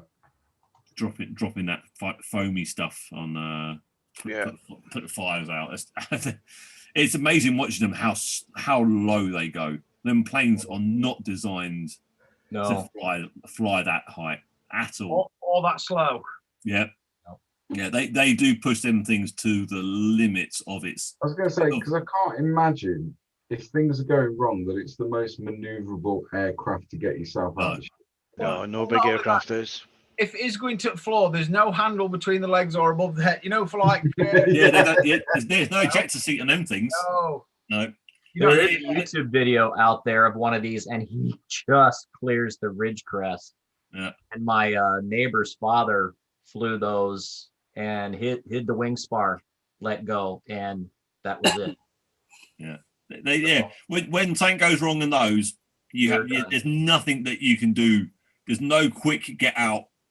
Way. There's nothing to do. There's nothing you can do. If it's going down, it's going down. It's not a young aircraft either. So no, God, no, they're not. You can always tell the pilot walking through airport because he's got a wheelbarrow in front of him. Just in chat saying, Cully's saying, Dan could get the spacecraft to go with the spaceman. And Gary Constable saying those heads look like the regulars in the Marston Green Tavern, which is up in Birmingham. From the company called I Love It, which is just I don't know where these people bring it. Yeah, company called I Love It. Random, absolutely random. A military car. I Love It or I Love Kit. Well, yeah, all right, we're going to go with I Love Kit then. Well, that's what it says. Yeah, I know that's what it says. I preferred the name of I Love It. Ah, well, we know you love it. Yeah, exactly. Bit of truck. That's nice.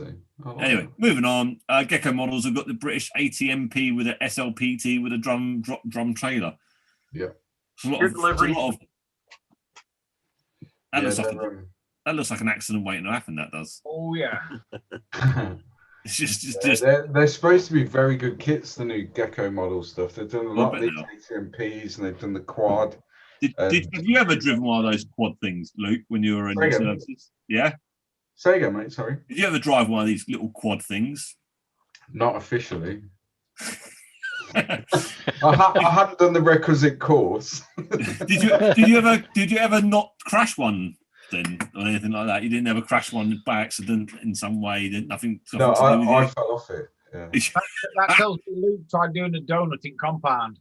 No, I hit. It was like a berm of sand. So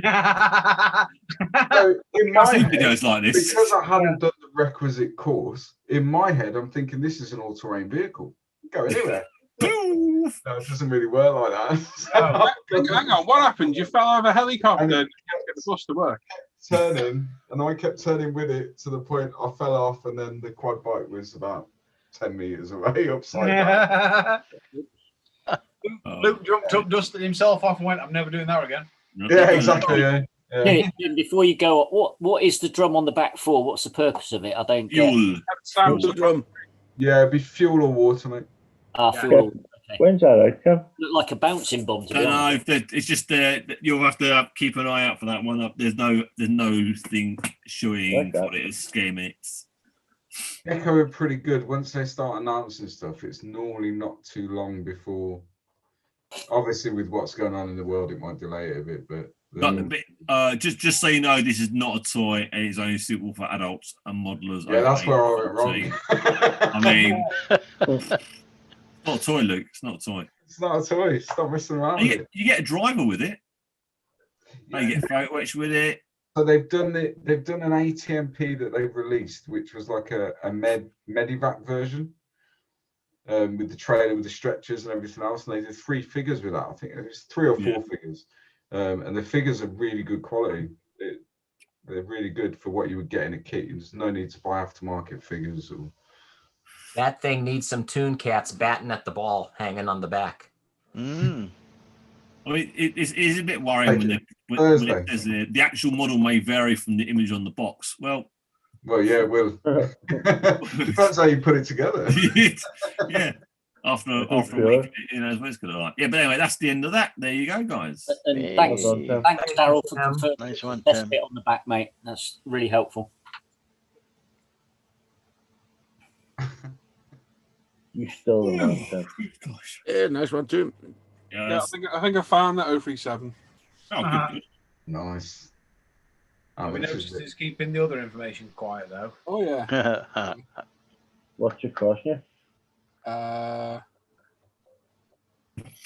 tell you later. Lost it now. Hang on. It's gone now. Give me a sec.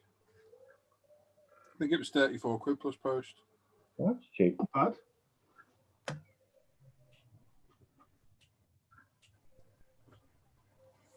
Oh. Right. So I want to read the chat, and then we'll do Al's bit. Go on, Jim. You don't have to read every comment. Oh. So don't read like my mum's cat's got kittens. Mum's got a cat. I didn't know that. Yeah, it's got kittens. Oh, jeez. Pertinent to the hobby. Am I unfired? Okay. Are we ready for round 2? Mm-hmm. Hey, go for it. Yeah, man. Okay, totally scale models. Tim wants a thumbs up. Yeah. Oh, fun. Thumbs, just stuck mine up again. Stop it, Sean. Paint me like one of your French girls. We hit that one. Let's see here. It's rude on here to can't cope no more. Thumb stuff. That's what, according to KK. Chunk says, oh my God. And can't handle it. He says that Al's a smutty one. Shame on you, Al. Hey. Totally scale models. It becomes purple when you leave the ring on too long. Well, I wouldn't know about that. Let's see. Down quite the words. Skipping, finger carving purple. Very Constable. The blue one looks like one of the old Matchbox multicolored kits. Okay. Yeah. More color suggestions. Dark metallic, satin black with anthracite accents. Metallic purple. Simon, you're getting a lot of suggestions. That's all I got to say. Jim, Johnny says the Rescue Hawk looks nice. Simon, what? Jim looks like the guy out of Royston Vasey when he's got his nose stuck up. Well, I do because I'm old. I've got like trifocal, so I have to look up to find the right lens. So yeah, it's either that or. No, we have a TV program, Jim, called The League of Gentlemen. There's a very weird character in it from a place called Royston Vasey, and when you're reading it, you just look like him. Sucks to be me. I'll share a picture later with you, mate. All right, thank you. More color suggestions. So Human asks, Mr. Heath, what types of models does this channel focus on? Plastic cars and planes, or is it open to any kind of modeling? Do you ever add your models into dioramas? I guess I could read about the page. Anything goes, mate. Really. Yeah. I'm not going to say what Daryl just said. I'll let everybody read that. Any modeling will do. Yeah. I dabble in everything. We know Paul was nothing but bikes and cars, and the knack got Who knows? Cars and bikes. Cars and bikes. Now it's just yeah. So whatever flips, really, it's whatever flips your switch, right, guys? But reading down the chat, I've already added Heath in. He's a member of the group now. Oh, cool. Go and have a look. He's there. Subscribe to the channel as well. Great stuff. Yeah, definitely. That's a good call, Tim. Digsby likes the GR3 and the 1-3. I do too. I've got one coming. It's coming. Anakasai Mandros. I'm sorry for my long nickname. It looks like as an ancient Greek one. May I place one question in case you may elaborate? We like to elaborate. I'll be honest. It's our favorite thing. We do go on a bit. Yeah, we do go on. Digsby's commenting on something. Anasaki, Mr. Mandros. For many years, the same old model cars are on the market. I think that McLaren Senna from Tamiya is the new release announced. Is this a royal/license issue? More than likely. Some of it will be. Yeah. Johnny says the Sabre looks nice. Yep. Other things will be market trends and what sells and what doesn't. Very much so. Daryl Masters, can someone please post the link on the Facebook page? Digsby says Canadian armored car. Yeah, that's kind of a stretch. That car looked bizarre without a top. Yeah, when they say armored car, I think a lot of them are now are getting into armored trucks. Yeah, where they just took a truck chassis and just chucked a load of stuff on it. Well, but that's interesting because you've got that World War I technology, and they just slap steel on it with a couple of machine guns. In theory, they were doing the same exact thing in Vietnam. Yep. You know, taking a truck, put on steel and some guns. Boom, there you go. Yeah, and even in Iraq, they're doing exactly the same thing with the cargo trucks. They just weld. I built one gun truck. They just weld steel plates along the cargo bed, and then mount a 50 cal in the back. Yeah, and that'd be a fire support platform for the infantry. Well, and there was somebody did the War Pig. What was that? Was that Black Dog, or we had a resin conversion for something? It was, I think did that. Yeah. Yeah. But yeah, it worked back then. I guess it works now.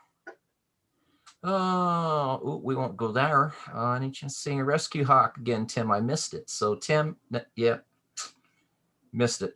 Sorry. Rewind the video. You got to keep up, people. Tim doesn't mess around. No, just rewind the video. Yeah, exactly. Dean Slater, the Alpha is complete new tool Italeri made 2 years ago. Haven't built it yet, but the quality of the molds is right up there. So there's a vote for it.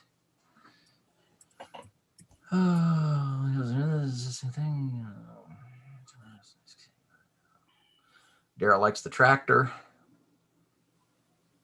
Well-placed hair. Okay.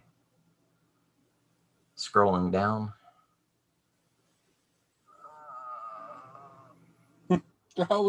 Ronald says the 8900 is only 2350 euros without the tree support structure. That was, of all those, that was pretty interesting. Now, and on that figure, the head looked different.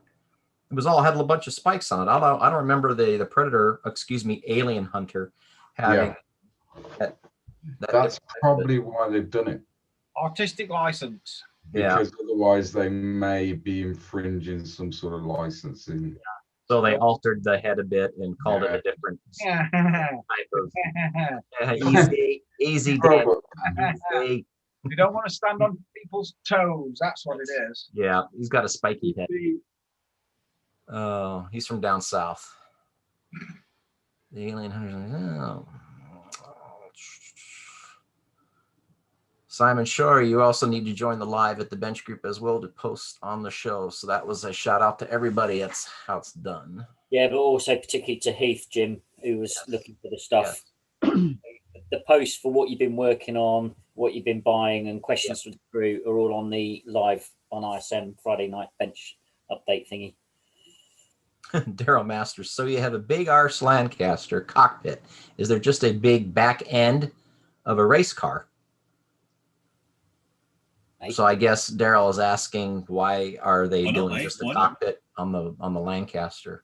Because it's probably the coolest bit of the aircraft. Exactly. Yeah. And when you say 30-second scale, I mean, that's ginormous. I mean, in theory, you could get several kits, couldn't you? With the decals for all the different bomber command squadrons. Do you know what I mean? As a collection.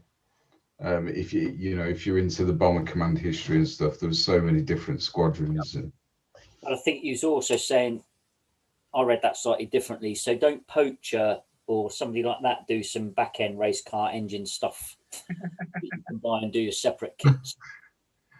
Nothing about poachers and back ends. Tim, tell them. Bikes and cars. Oh, sorry, hang on, my statement. Sorry. Boats and hoes. You can't take them anywhere, Paul. No, the fines are coming in a minute. Sorry. Sure, Phil. Oh, dear. Ronald says the Nissan is really dear. You know what though? If that comes that way out of the box, that's even got this airplane guy intrigued. That was really, I really like that. Yeah. Okay, skipping a bit. David Yao says, "Yep, just check spot model. Have the Nissan Sonic on pre-order." Daryl says he's holding it. Don't know what he's holding. Oof, move on. Moving along. 650 on Hero Boy for the Alpha. Yeah, well, as Tim said, it's going to be up there. Norm, what was the price on the Rescue Hawk M8? I don't think there is a There's price. no price on it. I've already answered, mate. Okay.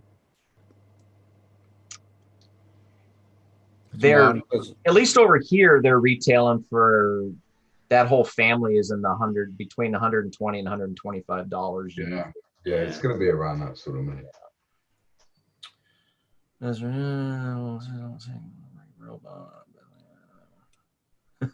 Daryl Masters, girls in action with a few heads going around. Dan could get the spacecraft for a spaceman. No.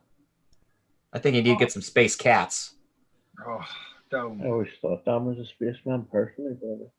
I was a few years back, Sam, and now I know. I'm just grounded. Spaceman. Dan's a grown up now.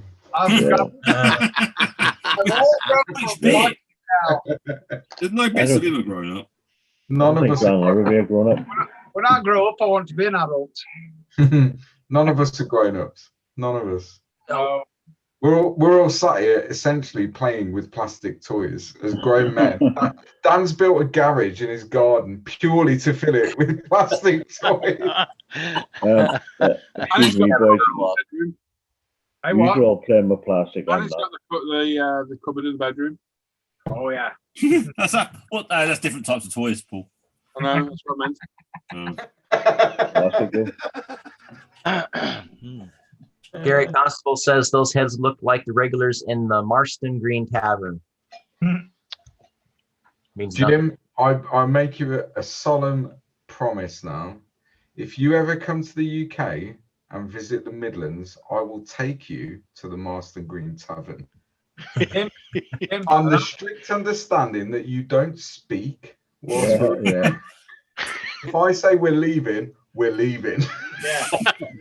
Okay. And I'll say, Jim, bring body armor, a balaclava, and a baseball bat. Okay. Dan, don't you bring me in this Carry on, company. Jim. This is intriguing me more and more.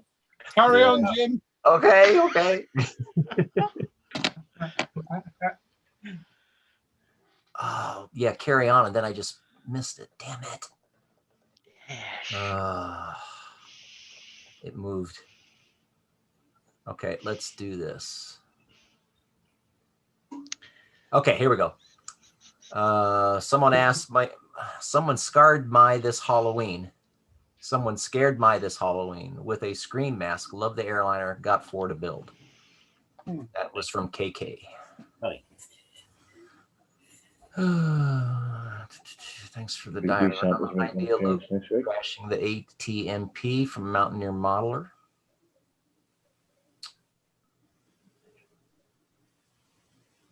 So Jason Martin asks, out of the new kits Tim mentioned, what one would the team buy? Money be damned.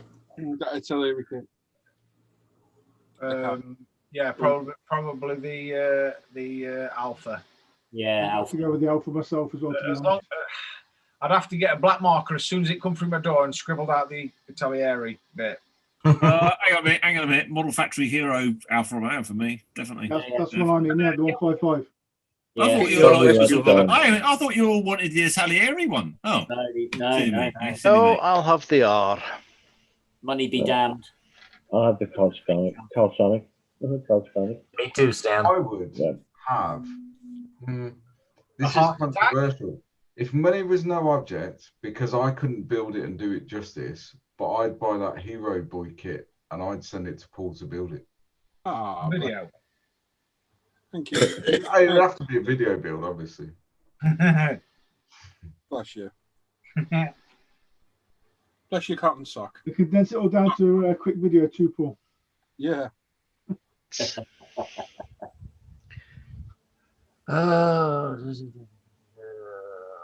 Mark Patriot ENG makes a comment. Half the Lancaster is clear. I have seen that. Yes, that does come with the clear side. So you can do it either way. And as Johnny says, it would be nice if they did that for the Mustang nose art kits. Go on the same path, like you were saying, Luke, with all the different nose arts. Vincent Lucier, did you hear Tamia's new 124th car is a McLaren Senna? Really? Wow. I've not heard that at all. Yeah, we just covered that, Vincent. Literally just showing that. Yeah, cool. Gary Constable, I had the original release of the Hasegawa Nissan. It had white metal suspension, brakes, and engine. I still have the collector's edition WRX Subaru Monte Carlo version, Signs, and McRae versions. So if this is a redo, then yeah, I guess it would have the white metal brakes and engine again. Sounds like it, yeah. Yeah. Gary Reynolds, hi, do any of you have any info about UK Tank Berlin paint scheme? Luke, you're up. If you go onto the Bovington Tank Museum website, there are pictures of it there. So there's pictures of the chieftain in the Berlin paint scheme, which was actually a real thing. They painted them like that for the Berlin Brigade. But I think it's 1st Royal Tank Regiment currently have 2 Challenger 2s painted in the Berlin scheme that they're trialing for urban warfare. But it's all on the Bovington website. Bovington website. Thank you.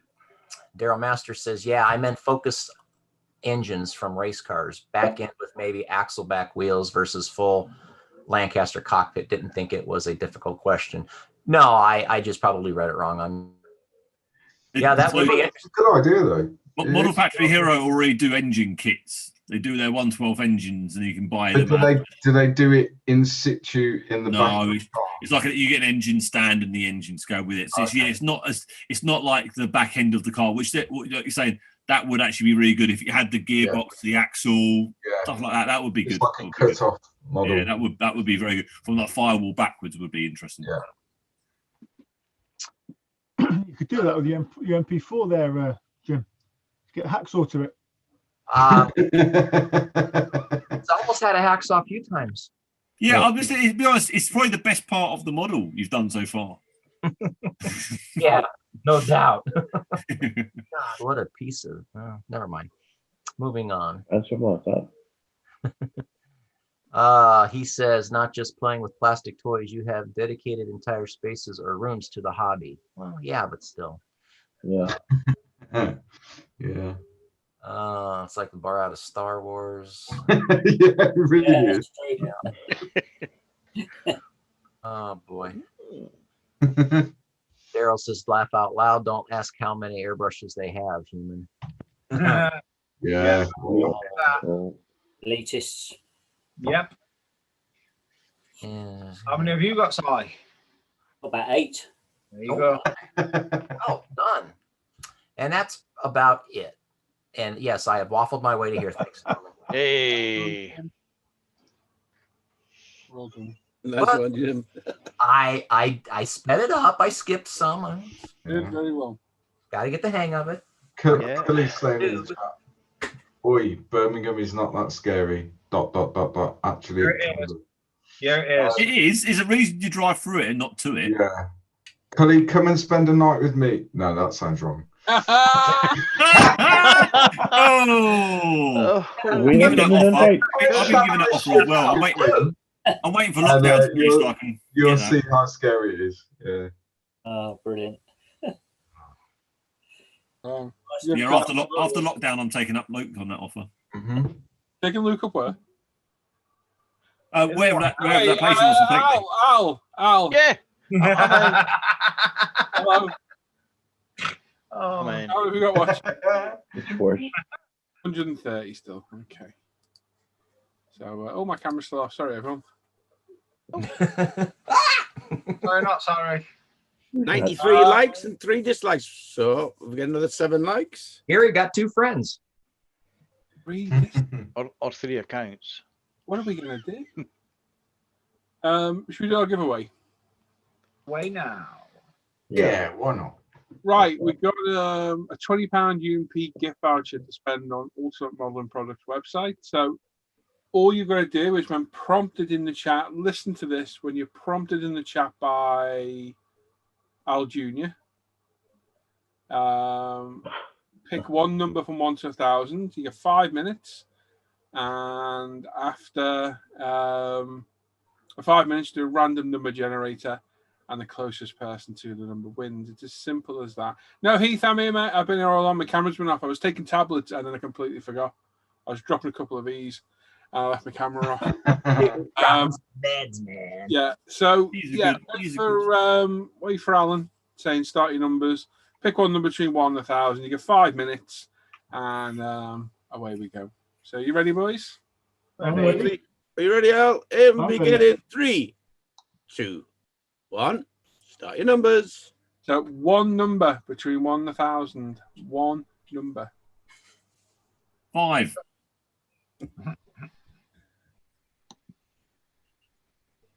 So not right.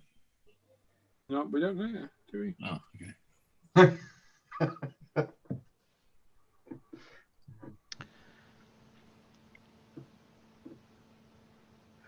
Keyboard's miles away. Can't reach it. It's only 200 out. Don't forget, as always, subscribe to the channel. Click the bell notification symbol so you get notified of all the latest videos. Give it a thumbs up or down if you want. And leave a comment if you're watching back later on, too. Simple as that. You got 4 minutes. 4 minutes, peeps. 4 minutes. How are we getting on in the chat? Just numbers. A few numbers, lots of numbers. There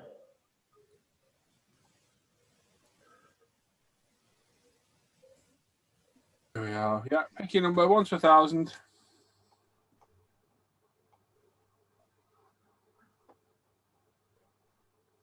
Someone will win that. Very nice. 100. 100? My God, that's not yet. £20. Fraudulent slip. Yeah, the sweat there. Mm. That'll be the ease. Well, very well. Bro, love everyone. I can see so many colours. Wow, man. I've been seeing those colours for the last hour and a half. 3 minutes, folks. You're down to 3 minutes. Precious little way, to be honest. So am I. I'm ready for that, mate. I am knackered. You ready, Sam? I'll come to you. I'm knackered. The hospital today, it's knackered me. Mm. I am loving my new meds. I've never slept so much. It's amazing. Oh. Well, it was all right, so I didn't get much sleep. And then, for some reason, you know that big 10-part Porsche build I did? Yeah.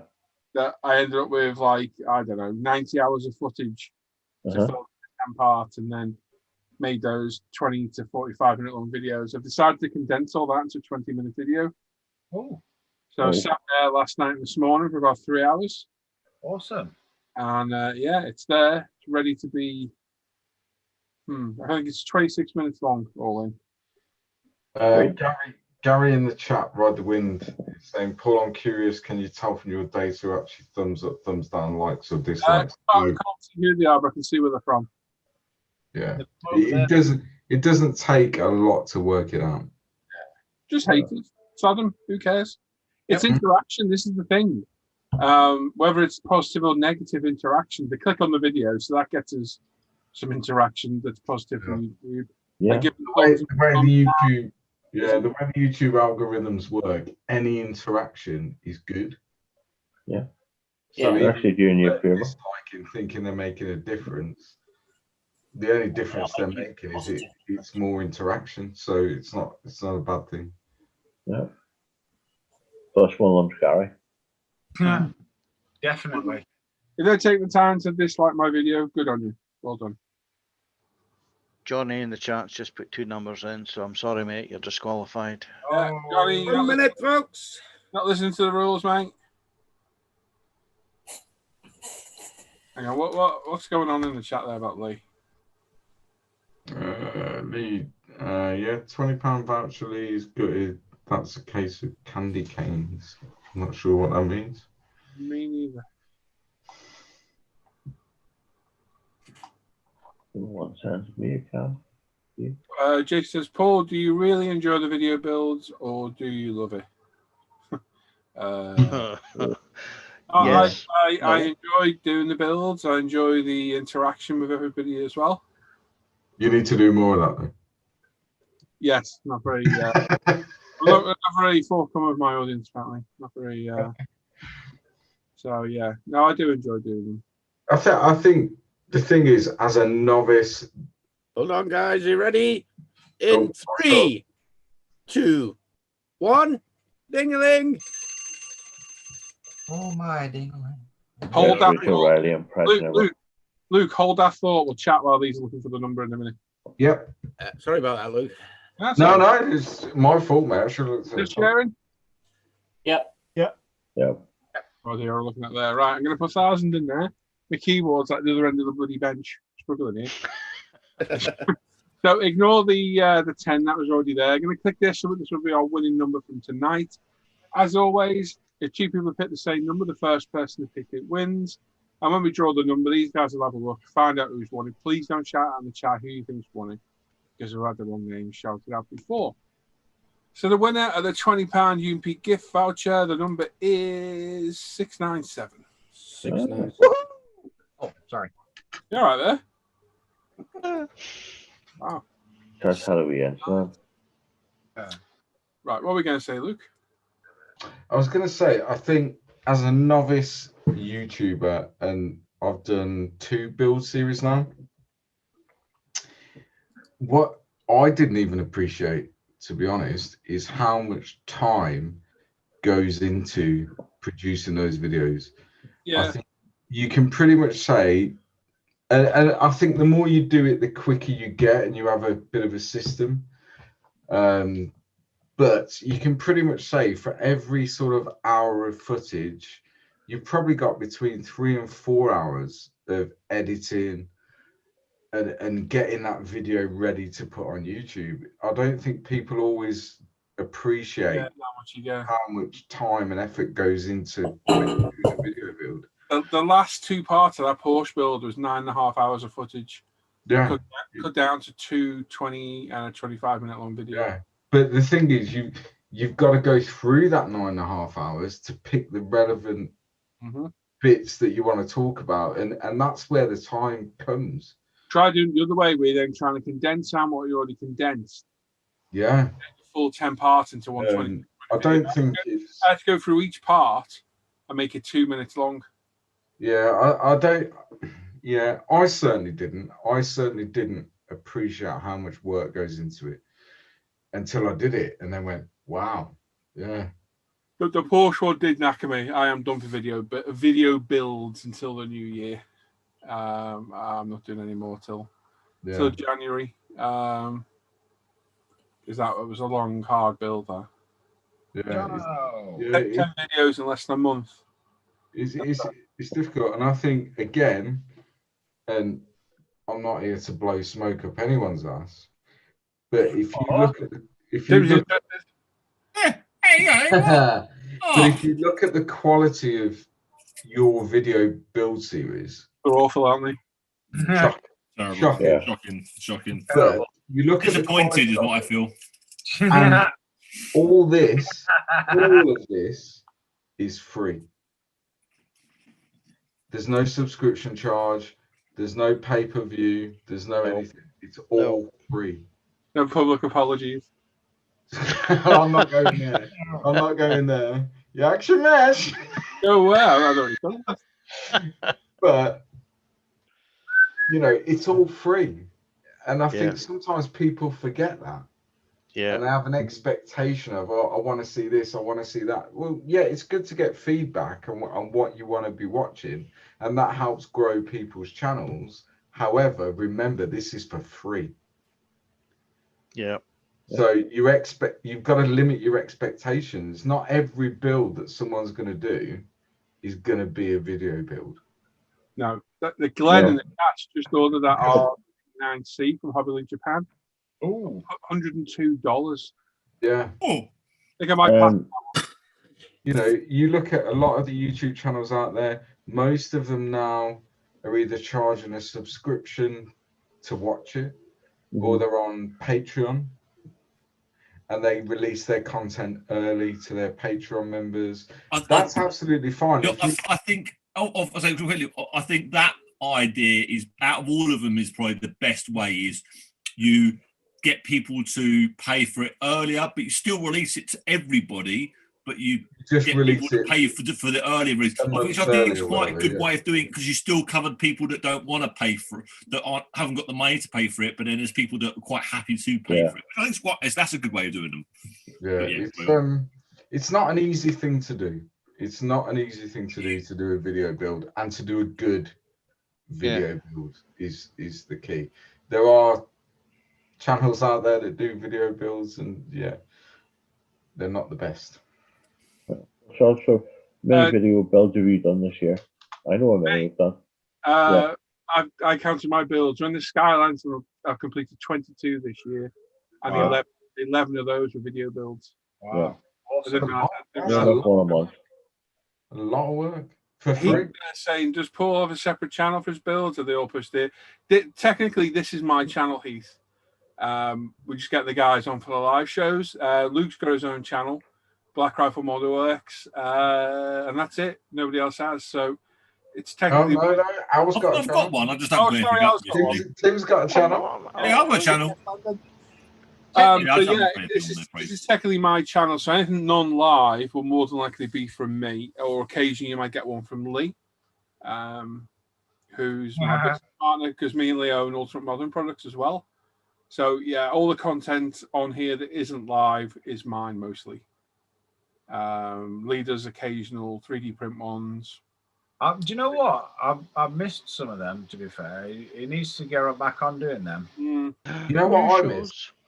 You know what I miss when Lee used to do the monthly news show. Yeah. I used to watch that all the time. Backgrounds. It was excellent. And he used to do the green screen and have different backgrounds. And, You know what he looked like? He looked like a weatherman off a Wish. Yeah. It was good. I still wanted to do that Lambo build and finish that off that he was doing. No chance. Wow. Should we announce the winner? Yeah, 81 quid. Yeah, in a minute. Hang on, mate. Sorry. 81 quid plus post from Hobby Search. I'll be honest, it's going to be about the same sort of price once it comes into the UK as well, isn't it? If you even get it, that's the thing. Yeah. Yeah, I'd love it. I'd pay 81 quid. No. Right, go on then, Al. Junior. Right, then. So today's winner is Patrick McGeever with the number 701. Well done, Patrick. Well, Patrick. If you want to email me, I'm pretty sure you've won before on ismprizeclaim@gmail.com. I will get that sorted out for you. Be next week now. But well done. Congratulations. £20 UMP gift voucher. Awesome. Excellent. Patrick. Yeah, people saying they pay to watch. Nah. It's free You've content. got a big thing about that, haven't you? Yeah, it's free content. I'll be honest, and it's about ruffle feathers. I don't even agree with Patreon. No. It's like legalised begging. It's like legalised begging. I'm not a fan of it. They might as well have a dirty face and have a sign hung around the neck. And I'll tell you now, this might cause even more controversy as well. It's blatantly obvious when you're making videos for money as well. Yeah. I think. I'm just going to have a drink. You can see it. Yeah. I mean, I think some of it does depend on what you're doing on the video. So obviously over the last few months, I've been watching a lot of Warhammer 40k. That's got a big YouTube presence. Big. Some of the channels are on Patreon and Twitch, but these guys do it for a living. Yeah. But if you look at their channel and the way the channel is edited, and it's like watching a TV show almost. Yeah. So you can see where that money's going, if that makes sense. It's just my opinion. That means nothing. Everyone's got opinions. So like you can see where they're spending that money on. The channel and everything's, it is like watching the TV. But then you look at other channels, 40k channels as well as modeling channels, and they've got patrons and they're doing less than what you do. But they're charging people £8 a month to watch it. Yeah, the patron thing. But that £8 a month is for probably about a week's worth. You'll get it a week early. All you got to wait is 7 days, and it's going to go up on YouTube anyway. Yeah, I'm a bit strange with stuff like this. You guys know me quite well, and I have my opinions, and I do stick by them. And I can be a bit arrogant. I don't really care. That's me. It's just my opinion on the page, and I just don't like it. No. And I watch videos, and it's so blatantly apparent why they're making the videos, and that's fine if you want to make the money off the hobby. No bother. I make money off the hobby. I just think it detracts me videos a little bit. It doesn't look like people are enjoying it as much then. There's only one. I think there's a very big danger that you take away the genuine side of the hobby. Yeah. There's only one YouTube channel there's only one YouTube channel that I pay a monthly thing to, and that's Colin Furs. That's it. Really? Yeah, and that it's fine. It's just my opinion. Just me. I'm a bit weird and kooky on things like that. If anyone's got a monetized channel, it's the same thing. You're just not directly making it. ISM is monetized. So I just seen Scott in the chat there. ISM's monetized, but that comes from ad revenue. And that doesn't detract from the viewership. You get an advert at the beginning, or if you got a blocker on, you don't. I'm just weird on stuff. I have my stupid opinions and I stick by them. You know what I'm like. If you know me, not some videos that I found. There's a few YouTubers that have got Facebook pages, blah blah blah. and the videos seem forced, if that makes sense. Yeah. You know, because they don't want to make a video that particular day, but because people are paying them to make that video, they've sat down and, you know, smiled through the teeth and, yay, let's make a video. I'm painting this. And yeah, that really, yeah, that's quite cringeworthy. And I don't like that. I don't like Brian that. Willman says, can you PM Paul? Yes, Brian, I'll do it in a minute, mate. No, it's just my opinion. I'm a bit weird on stuff like that. I don't know, weird. I don't know, just strange. But yeah, whatever you want to do, as long as you're happy doing it, and that's the important thing. As long as you're happy doing it, and you know you're enjoying it, then knock yourselves out and go for it.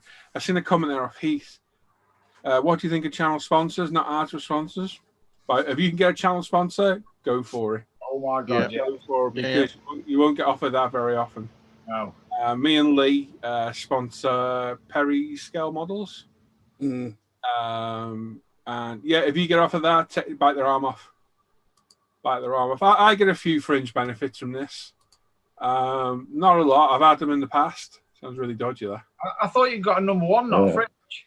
But yeah, I get a few bits and bobs and things like that, you know, but they get advertising from it and things. So yeah, as long as you're happy doing what you're doing, it makes no difference what anybody else thinks. Nope.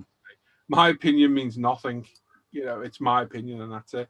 So yeah, that's it. I think, yeah, you downplay that a little bit. Your opinion with 50,000 subscribers. You must be doing something right. Do you know what I mean? Yeah, my own personal opinion is different though. I could have a completely different opinion. I was going to be totally honest. Yeah. As I said, you guys know me very well. Oh yeah. I think, you know, each their own. If you want to pay, you know, if you want to pay a couple of quid a month to watch someone on YouTube, crack on. It's your money. Yeah. You know, you've earned it. You spend it however you want. In the chat, Brian says, "Is Lee still living in Spain?" No, Lee is in Spalding, Lincolnshire now. Over there. Lee's got over there, 2:30, 3rd December. Lee's doing all the postal work now and the packing for UMP. So everything's with Lee now. Everything's with Lee. Gary's saying, "Agree, Paul. Share what you know with everyone, and he gets so much back that way." Johnny's just started the Baneblade. Oh, nice. Oh, I'm playing back somewhere. Nice. Tam says, "Well done, Pat." Pat. Postman. Must be. Agree. Blah blah blah blah. Nice kit. Dixie says, "I think Paul and the crew have built a community as well as a business." Yeah, we've got a nice little community. Dwight says, "My model railroad and building skills have improved a lot since watching Paul's videos. I build a few autos."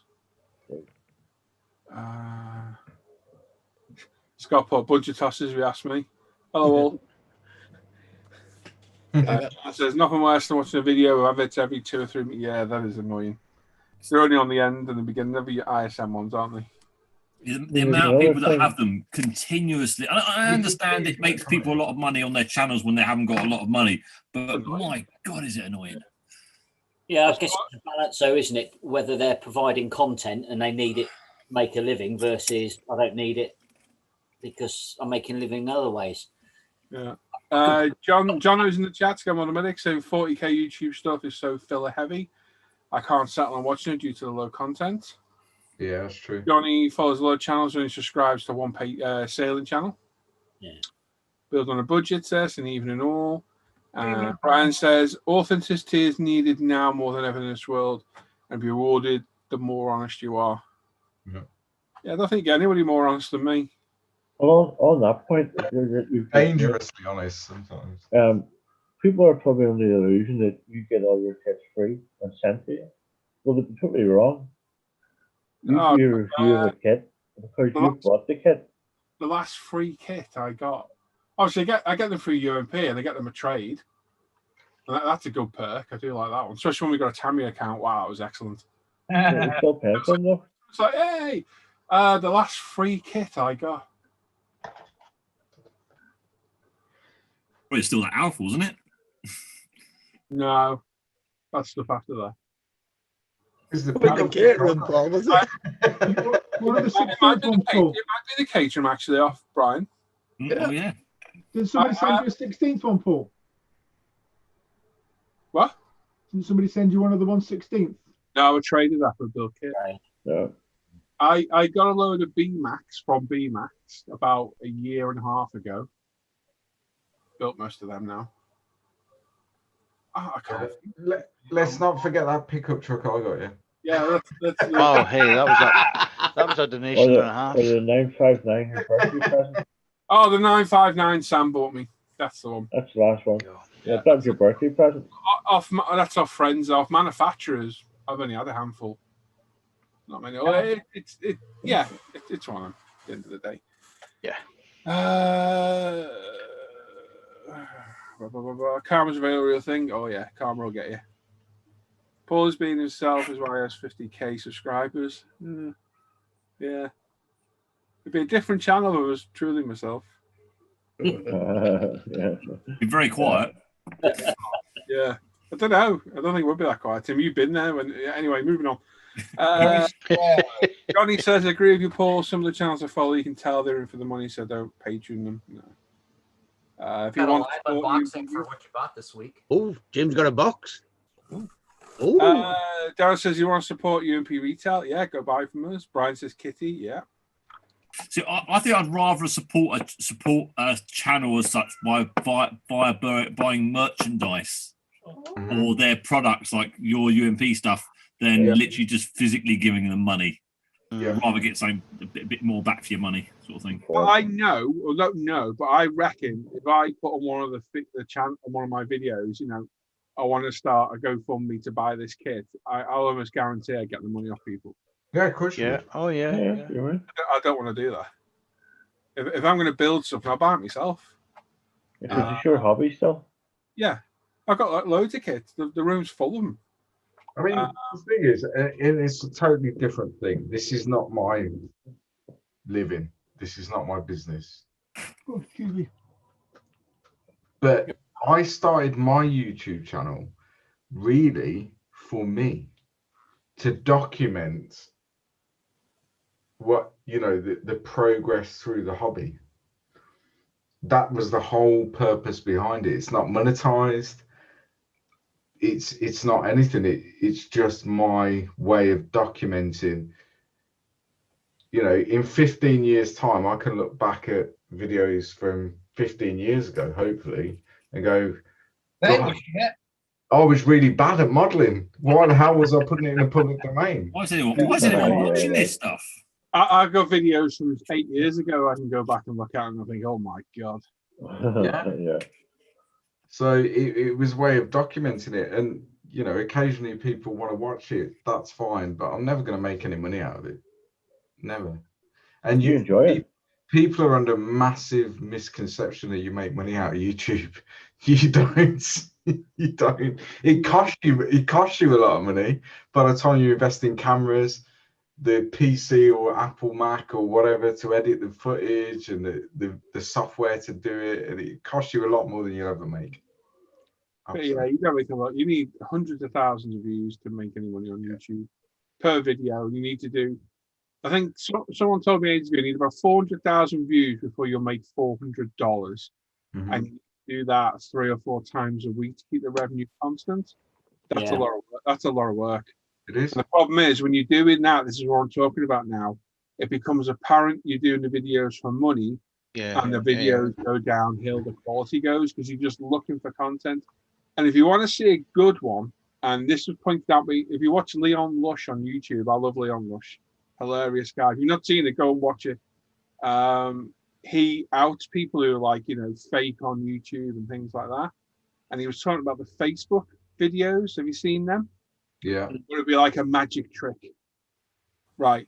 I never realized they've got to get you to watch that video for 3 minutes before they get any revenue.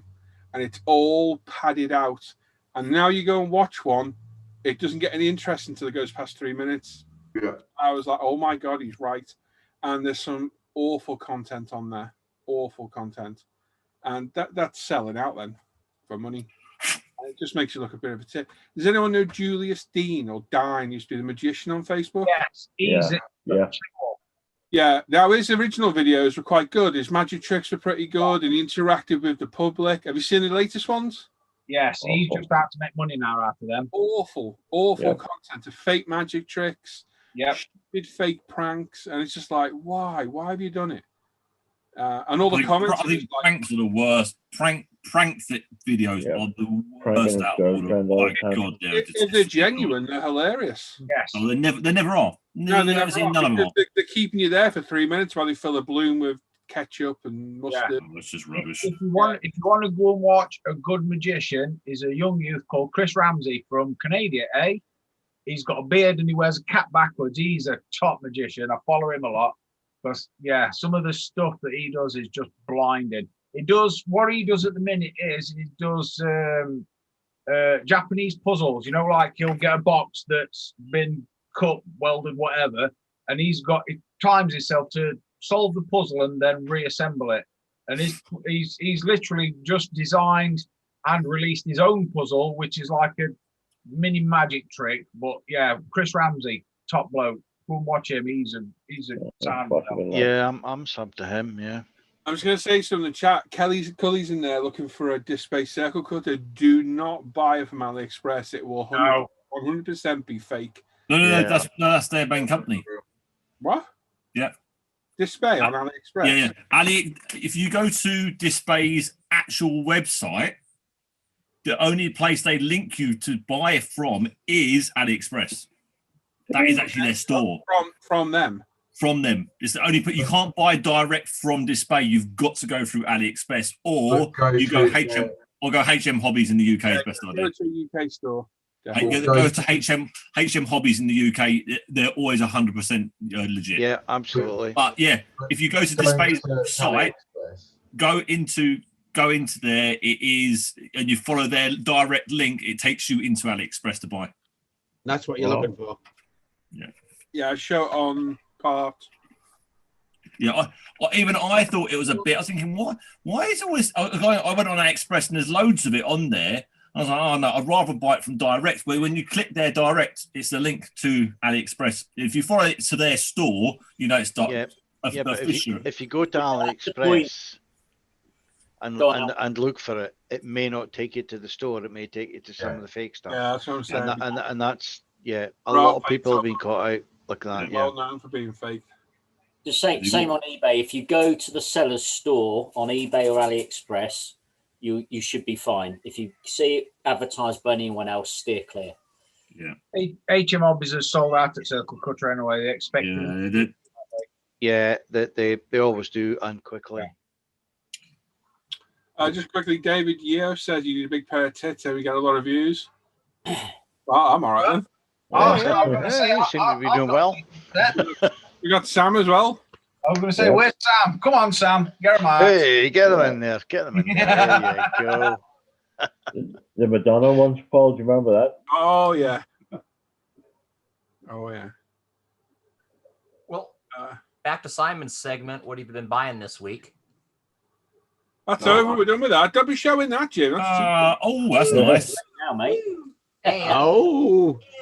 And my first nice. week on the plane, so we'll see. Well, it is Christmas Day today, Jim. Yeah. Hi, Christmas.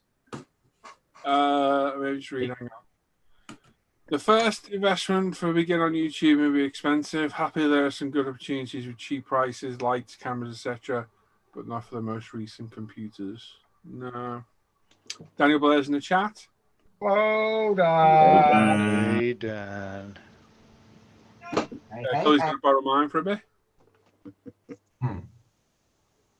And Build on a Budget says, I have made very little investment to start my YouTube channel, but a cheap phone tripod and LED clip-on lamp and then recording it on his phone. There you go. Yep. Videos as well. Well, if you enjoy doing it, that's really fun.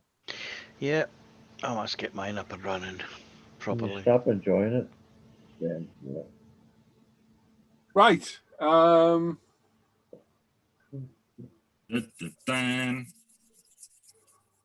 we'll do Al. Oh yeah. Oh, Why? What have I done? Hand over, you'll find out. Questions for the crew, Mr. Senior. Questions for the crew. Right. Let me just quickly refresh this, because just in case there's been another whole question slipped in there, and there hasn't. So, the first question is from Darrell. Says, "Hi team, hope you're well and keeping those house parties to a minimum. Just an odd question, but does the Tamiya static brush need any form of aftercare? And if so, then what? I just keep mine in the plastic sleeve thing." Keep it in the sleeve. Yeah, in the sleeve, done.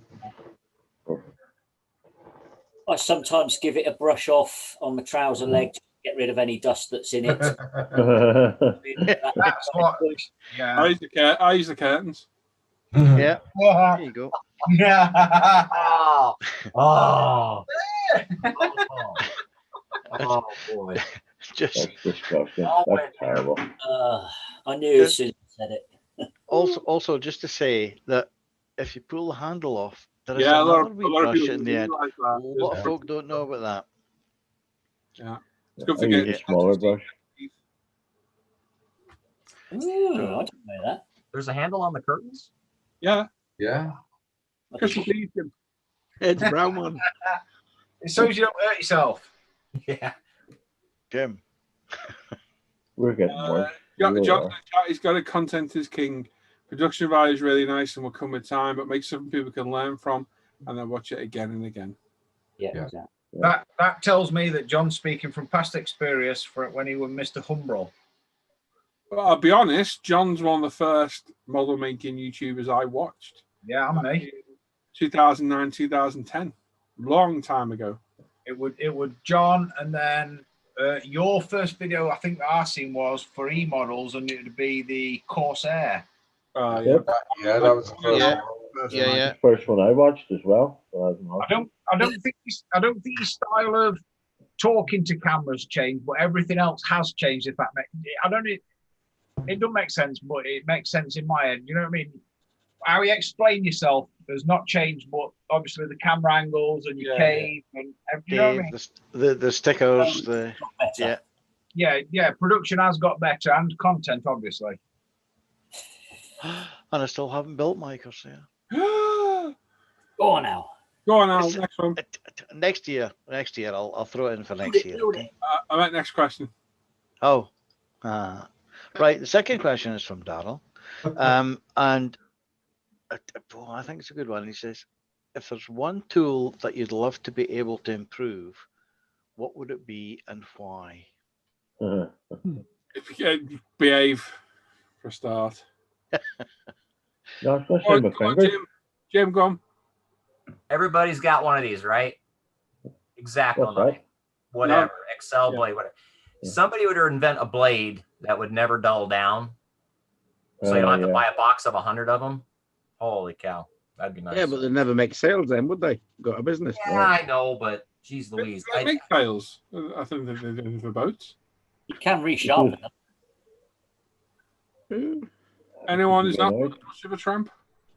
For me, I would say over the last 3 months, I've been seriously looking at 3D printers. Because, go for it. Shush. Particularly for all the Warhammer stuff and the wargaming stuff, a 3D printer is very, very useful. And can you say that? Because I've just been looking. I think I've just downloaded about 70 files tonight for Warhammer stuff, and yeah, there's a lot of that sort of stuff on there. However, for me, it's not yet at the point where it's user friendly enough. Does that make sense? Yeah. No, it's not. No. You know, getting your head around the building of the printer, getting the bed flat, and it's not there yet for me. It's close. I don't have the time to invest in learning it. If you could get a 3D resin printer off the shelf that you brought home, plugged it in, and then you went onto a website and you clicked on the file, paid or not, and you click a button, it sends it to the printer and it prints it. Yeah. That would be the improvement in a modeling tool for me. I don't want to Straight rain. out of the box. You can actually do that. Yeah, but I can't. Because I can't, you know, the amount of issues you've had. Oh, yeah. Oh, yeah. Well, that's what I'm saying. The improvement in the modeling tool for me would be where you buy a plug and play resin printer. Yeah. I mean, I've been looking at file and go, I want to print that. It prints it, job done. Yeah. No messing about, no test and adjust, no. So the same as you would go and buy a kit. Yeah. And you buy the kit and you open the box and all the bits are there. The same with the 3D printing. Make it dead simple. You pick that, you want that, it prints it, job done. No messing around. That would be the improvement I would like to see going forwards. So I'm sure it will come. I'm sure it will come. Oh, it's definitely, it's on the cards. As Dan knows, I've been looking for a while, and he's been really helpful with questions and stuff like that. For me, the bit, it's a big investment because the technology is changing, as you rightly say, Luke. So when do you jump? And B, the bit that puts me off or scares me more is the fact of actually designing and building the files to print. I'm not a designer. I'm not very artistic. Yeah. So I can go and buy STLs, but am I buying the right things that I want to print? Do I need to scale them? And that at the moment is the. It would be nice if you could just get a plug and play. Yes. Yeah. Well, the only reason why I've downloaded a bunch of Warhammer files today is I'm not liking the gun for my Space Marine. And when I said I like the gun, it's a very nice. Where are we? I like the gun. It's a very nice gun. Blah blah blah. Mm-hmm. I want something like I want something more destructive than a gun. I want a hatchet or an axe or a sword. I've just downloaded a couple of files of a chain sword, I think it's called. Yeah, a starter's chain sword is what you need. Well, I think that's what it's called, something like that. And I'm gonna, I'll be adjusting a couple of those files this weekend and just test printing and seeing what's what. And another thing to search for, Dan, if you search on these 3D printing sites, Thunderhammer. Ooh. Have a look at that. You'd like that because it's a hammer and it's big and it's meaty and it's got electrodes running through it. And Anyway, sorry. Also search for nerd. Tim, I've been taking the Michael out of Luke for saying he's a nerd, but hang on, let me just do this. You are worse, actually, Dan. I think Enough you said. are worse. Enough said on the nerd front, son. I've got a hammer down if you want to copy it. I've got a. I don't want to see that hammer, Sam. It might. No, it's moving on. I have not come to speak, Darren. I have not come to speak. What tool would I improve? A cutting mat that doesn't absorb glue 5 minutes after you lay it down. Yeah. A cutting Or mat melt that with doesn't stick to your arm when you spill it. Look when you mat spill. Oh crap! I don't know what I'd improve. I can't think. Well, I'm going to pierce. I know. Clamps. Nipple or model? Well, both could do as an improvement. Clamps that can actually hold stuff where you're able to put enough pressure for it to hold without it squishing it out of place. Mm-hmm. Just clamps. Adjustable clamps then.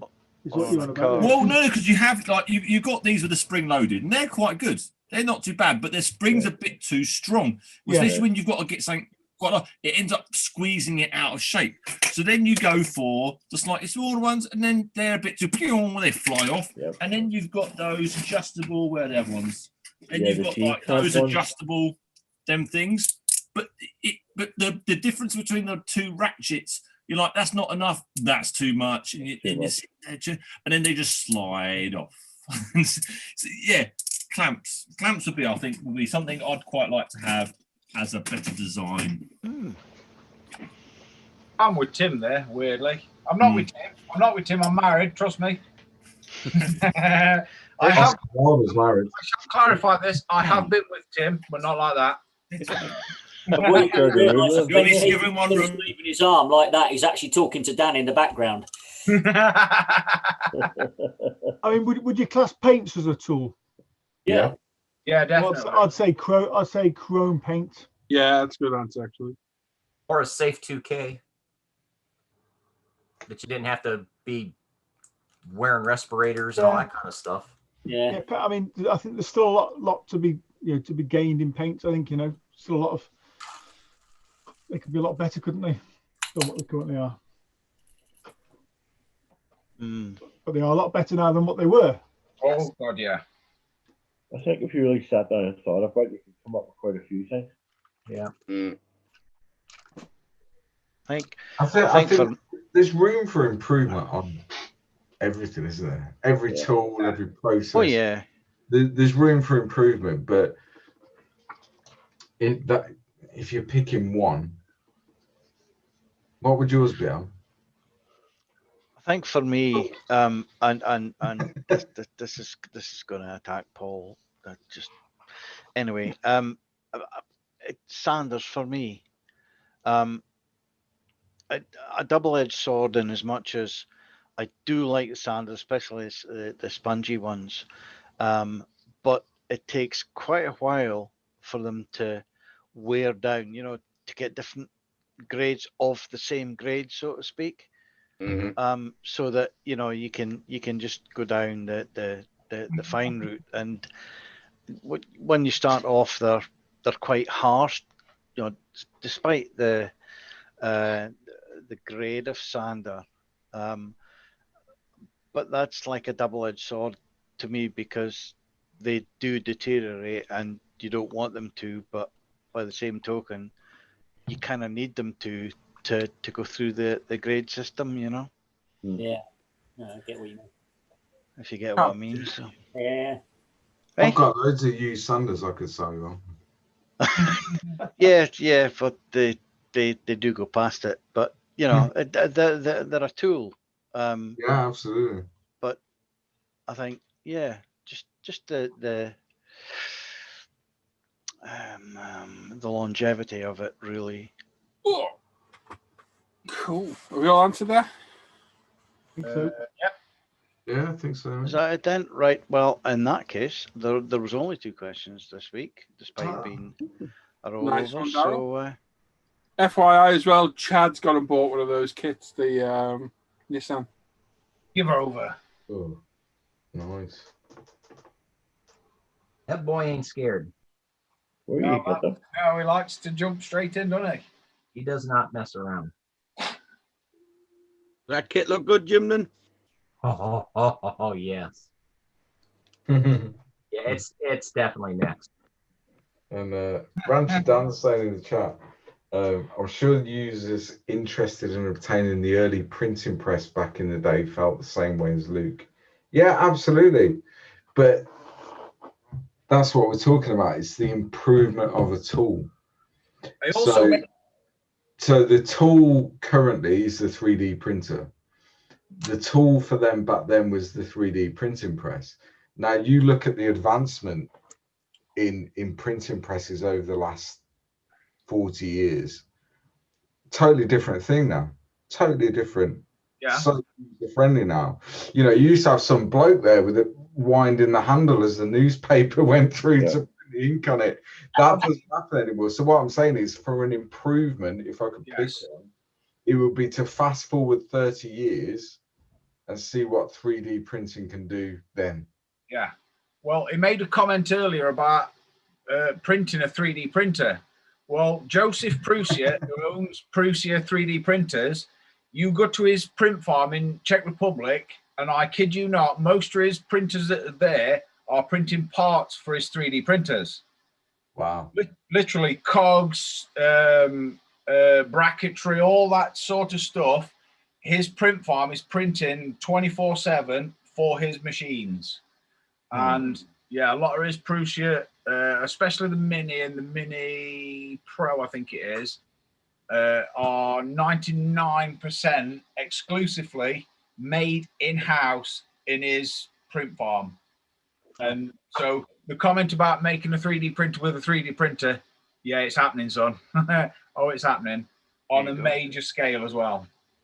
But I will say this, Joseph Prusiat has got all that going on up there. That's what I mean. From a consumer point of view, he stepped up to the plate and put his money where his mouth is. He's got a big ass factory in a disused. I think it's a. I don't quote me on this, but I think it's an ex-Soviet, not Soviet, German building that they used to use for some things in the war. I don't know what. I can't remember what. There's videos out there on Prusia's website and whatnot, but he stepped up at the right time, with the right amount of money to set up his print farm, and it's on 2 levels. It's huge, and he's doing well for his son now, bless him. Yeah. And good luck to the man. But that's kind of the point I was making from a consumer point of view, not the manufacturer, the consumer point of view. So I want a PC, for example. I don't have the knowledge and the technical ability to. I know people do build their own PCs and stuff, and they buy all the parts and put it. I don't have that. I don't have that knowledge, and so I want to go into a shop and I want to build a PC that when I plug it in, it does everything I want it to do. Yeah, Mac. Someone else. Let's not get into that debate. Someone else has done all the engineering and all the thought process behind it. Mac. That's what I would like in a 3D printer. Yeah. Apple will make one eventually. Don't worry. Apple will come along with that. You know that. Apple will. It'll happen. Yeah. It'll happen. And that's kind of the point you're making. At the end of the day, the 3D printers are like that. It's the user operator. Yeah. Absolutely. That needs to get up to speed with the printer, because I mean, they're going to be plug and play pretty soon. Yeah. And and once they are, it's up to you. Yeah, as soon as they are. Yeah. Oh. Right, you brought me to tears. Not a 3D printer. Hey, what? I'm really joking. Mm-hmm. No. Yeah, sarcastic laugh. No, you're not. Boring bastards. Yes, I didn't go to sleep now. Kelly's got a good point in the chat. Sorry about tools. A self-cleaning airbrush. Yeah. Yeah, why not? I was saying, Daryl didn't go to sleep, mate. I was finishing my purchase of my Lancia 37. I got it from the last model for 38 quid delivered. I'll do me. Hey. What? They've also got that Atelier 12 scale Alfa Romeo for 130 euros. Ooh. It's a good price, though. Interesting to see what that looks like when you get it. Which? The Lancia? No, the Alpha. I haven't bought that. That's what you said. No. What was the 112 you said? I said they got it. I haven't. No, I haven't, mate. I couldn't spend that. You just haven't got it to spend it. Well, maybe you have, but yeah, maybe not. Mm-hmm. And guys in the chat are talking about building your own PC. Yeah, absolutely, you can. I think the difference is, and this might offend some people, maybe, I don't know. I generally work between 50 and 60 hours a week, all different shifts, knackered all of the time, because your body clock's flipping from days to nights to lates to earlies, all that stuff. I don't have the time to spend learning how to build a PC. But you don't want to, because you don't need to, Luke. No, exactly. But so I'm prepared to pay a premium. Exactly. To go into a store and say, this is what I want it to do. How much is it going to cost me? Yeah, but Rancher Dan's making a point there that he can build his own PC, but with the increase in use of the popularity of the online retail, he can buy something that you can build yourself. Something that's built or pre-built. So is it, for me, it's about convenience. That's why I buy these. Yeah. Citadel washes. Yes, I could make my own. Absolutely, I could make my own. But I don't have the time. So I want something that I can go in, pick it off the shelf, and it'll do what I need it to do. And to be honest, in the PC spec these days, you're not paying much of a premium for that sort of thing. No, not at all. And Johnny in the chat saying, yeah, that was his point, that you can mess around with this stuff and do it yourself. Of course you can. But for me, I just want to go in and buy a product that I'll plug it in, it works.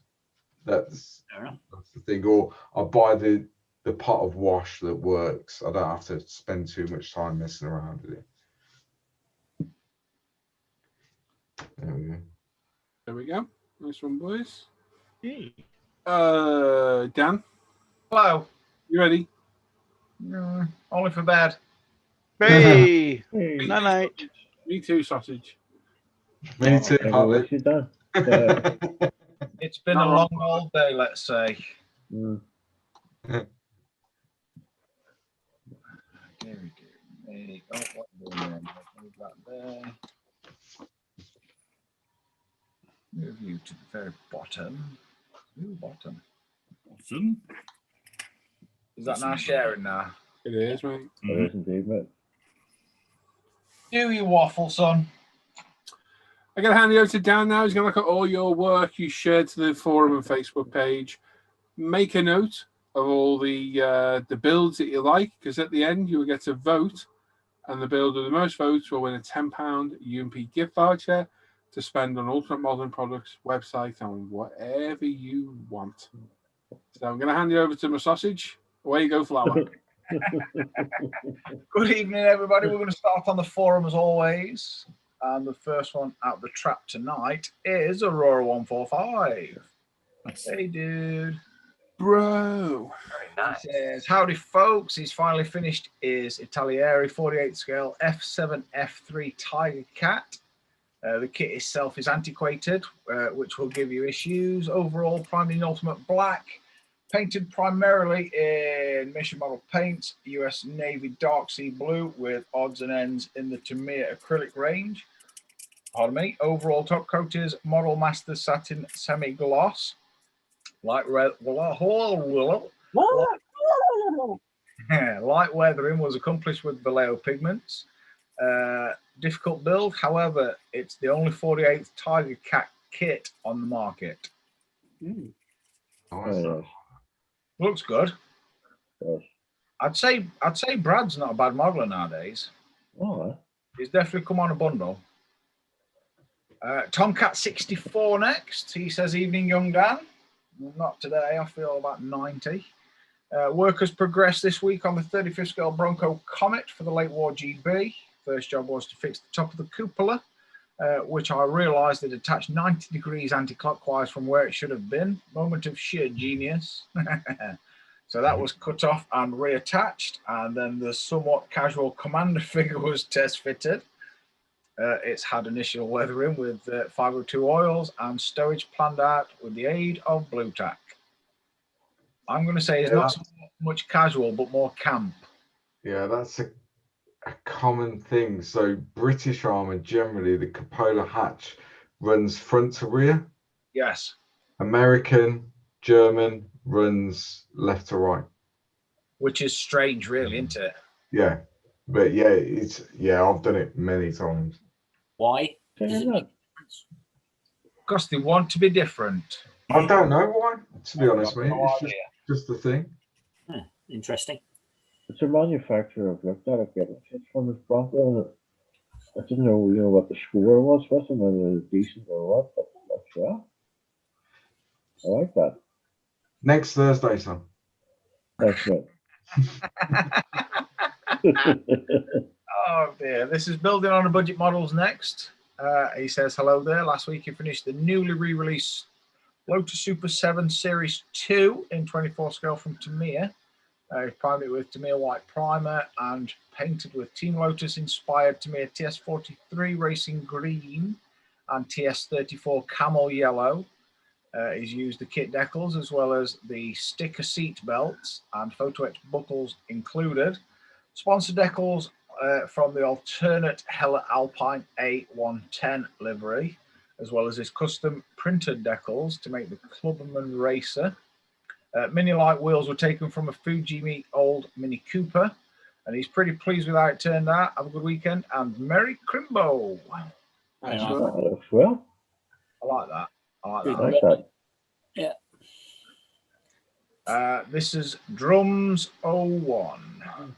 And he says, here is his 1910 Thomas Flyer model M640. It's a Bandai manufacturer, and it's a 1973 tooling. It's in 1/16 scale, and he's used Krylon paint, Model Master paint, and Tamiya. And he says, adding the bonnet straps were a pain, so he's reluctant to remove them just to show the engine. He's going to use an older photo to show the engine detail. This is what it looks like under the hood / bonnet. All told, he would say the kit quality is typical for those molded in the late 60s or early 70s. Be prepared to spend a considerable amount of time cleaning up the flash, seams fit, and repainting the fake gold brass plate. With mold quality, limited detail in the instructions, as well as the written instructions and paint code all in Japanese. I would recommend this series of vintage kits to experienced modelers. And here is his 1910 Thomas Flyer model M640. That's nice. My God, there's a lot of writing. Very cool. It's a good looking bus, to be fair. Yeah, nice. Too many pictures, though, but it's a good well, looking bus. People are going to start reading these rules. I'm going to start going through and deleting them. Yeah, good call. We've got too many to go through. Yes. We really do. And keep your text short and sweet. This is Brian M next, and he's a new recruit from Canada, eh? He's calling this one done before he breaks any more parts off. It's a Meng 35th scale Smirch. Really a great kit with full interior, engine, etc. But he's at the point he's seen enough of it, and he really wants to move on with some other projects. He's painted it with Tamiya acrylics and weathered using oils and MIG pigments. Thanks for taking a look, and happy Friday. Very nice. I like I that. have that kit in the station. If mine turns out like that, I'll be happy. Do a good job on that. Yep, that looks well. This is Warden B next. He says, good evening, Paul. He's finished his ICM 24 scale 1911 Model T this week. Something different, which made a refreshing change. It went together quite nicely. Surface detail is pretty good, although some of the mounting points are a little vague. But it does feature a rather spectacular horn. Ultimate primer and Tamiya LPs, other than Mr. Metal Color Brass, and the main body color that was a 50-50 mix of Zero Racing Green and Mac Blue, which matches the box art quite well. Clear coat was LP9.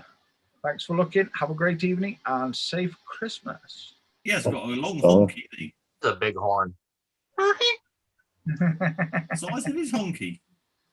Wow. That's cool, though. I quite like that. That's another different one. All Yeah. white. Yeah. That's really nice. Huh? Yes, quite clean. I like it. I like it a lot. Those who are in our chat, go look at that thing at the screenshot I was putting there. One of the weirdest recommendations I've ever read. I don't touch anything at the minute. No, don't you put it in there. Apart from my Mac. This is F27 Packs next. He says, good evening, Jolly Modelers. It's getting closer. Almost completed with only a few stencil decals to go is the 72nd scale Planet Models Resin Grumman. Effect. What? Grumman. It depends how you're pronouncing it. Definitely Well, Potato. Yeah, it's definitely Tomato. It's Grumman. I don't care. Stop grumbling about it. It's an XF 10F-1 apparently. Not as elegant as Aurora 145's F7 F3 above, which goes to show that not even Grumman got it right every time. His dark sea blue is SMS version, and the leading edges are Tamiya TS83 over a black base. Excellent. Quite a nice. I'm unsure how that would work, Paul. I've got to be honest. No idea. It's a bit of a strange way. This Now is strangers break. Anyway, sorry, Dan. this is Barry F1 fan. Next, he says, "Hello, everyone. Now that the Fujimi GSR BMW Z4 GT3 is done, he's started the Mercedes version.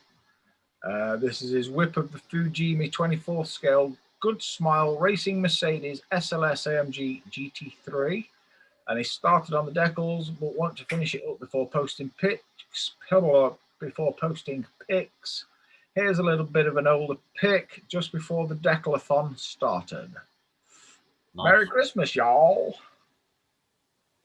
I like the look of the car. I do like the look of the car. The car looks really good. The decals, however, no, I'd rather poke my eyes out with a pencil.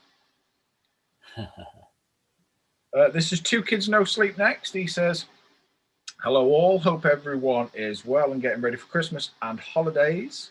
He's working on an old Revell 32nd scale Spitfire Mark 1. Yawn. The kit was produced the same year he was born, so yes, Dan, it is ancient." At least you beat me to it, Scott. He says, "Wishing you all a safe and happy Christmas time."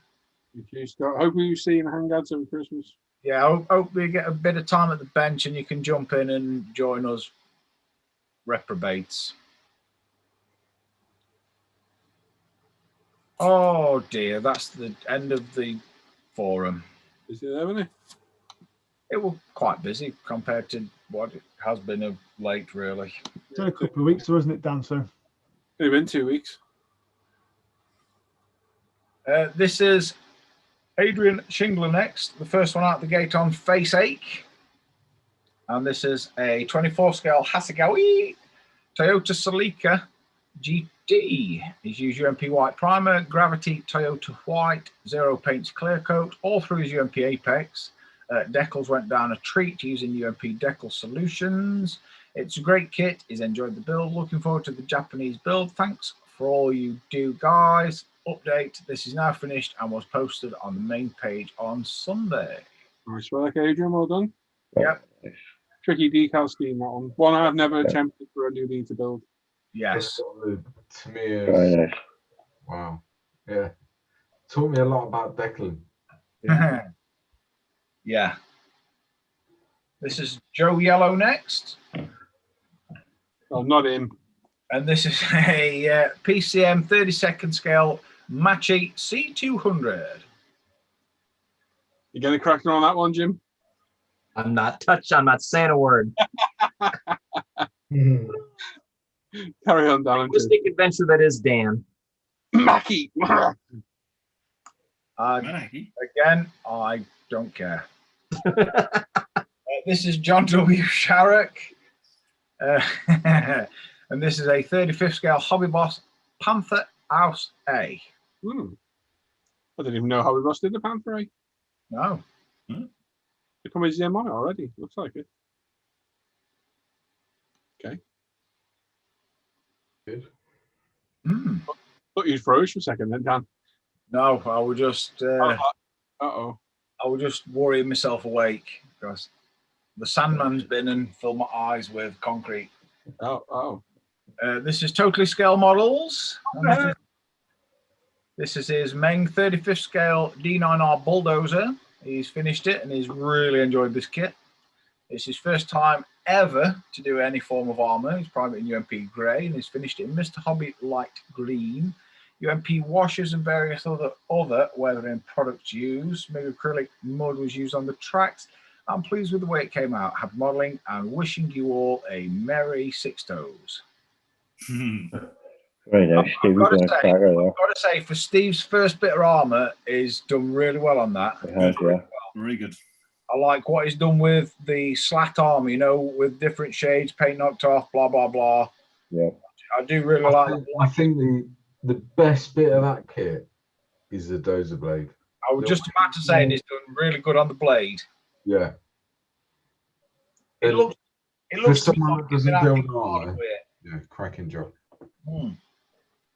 Yeah, for his first piece of armor, I think he's done really, really well.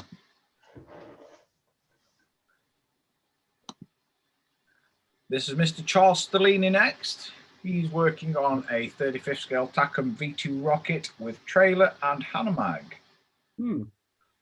Cool. I like that kid as well.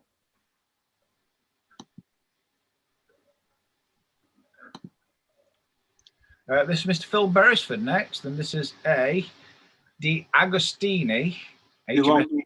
DeLonghi, yeah. DeLonghi. Oh, that was so funny. This is a HMS Victory. He's completed the lower gun deck and rigged the guns up. This is taking far longer than he thought. Looking good there, Phil. Yeah, that looks. Yeah, I like that. Yeah. But that DeLonghi thing, Alan got Taking mixed a up. DeLonghi time to do, though, isn't it? Alan got mixed up with the Agostini and DeLonghi. I know. It was kind of funny. It was build your own toaster in parts. Ah.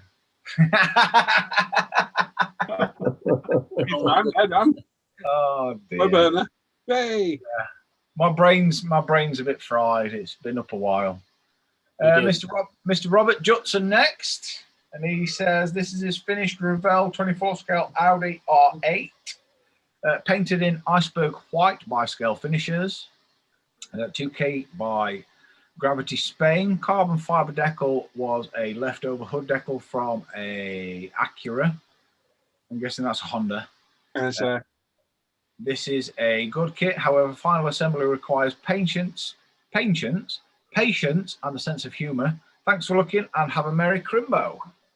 You too, Very mate. nice. Nice. That's sitting down nicely, isn't it? Yeah, I like a nice Audi R8. They're just a nice Oh, it's a car. lovely car. Lovely car. Scary to drive, but lovely car. This is Onyx Tavares, and he's working on the in-universe version of the MPC Knight Rider Pontiac Trans Am in 25th scale. He's fabricated the rear undercarriage panel. It's armoured and sealed for better airflow.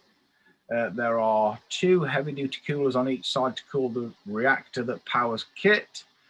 You can see the reactor core hatch in the center and the coolant pump just behind it, made by taking a sheet of styrene and adding panel lines and painting it with several different metallic shades. The coolers hatch and pump are from the Metal Earth locomotive kit, which is taking parts from to add to this kit. Cool. Very nice. Excellent stuff. Ingenious. Yeah. I like it a lot.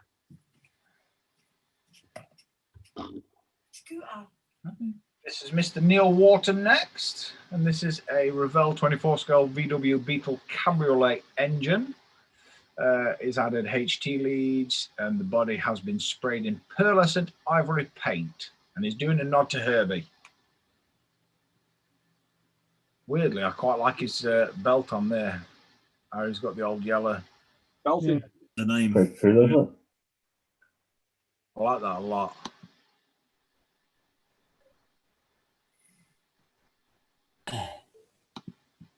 Oh, Ranch Dan. This is Mr. Daniel Blair next. Good name, just spelt wrong. And he's finished models for Heroes auction win. It's a Revell 24 scale Shelby Series 1 Roadster. And he's, hang on, what now? Base in Tamiya Primer Grey, then Tamiya Flat White to tape off for the stripes, then Rattle Can Model Master Bright Green. Unfortunately, he overestimated how much was left in the can, so instead of stripping it, he sprayed Model Master Transparent Green over it, and it turned out acceptable. Topped off with Tamiya Clear and kit decals. Have a good Friday. It's okay, isn't it? No, that's cool. That looks corking, doesn't Play it? with that one, Dan. Yeah, looks good, mate. Yeah. Well done, mate. Looking green. Good, I like it. What's that fucking name? Oh, another bulldozer, Mr. Richie Lamb. He says, good evening, guys. He's finally calling his name D9R Armored Dozer in 35th scale finished.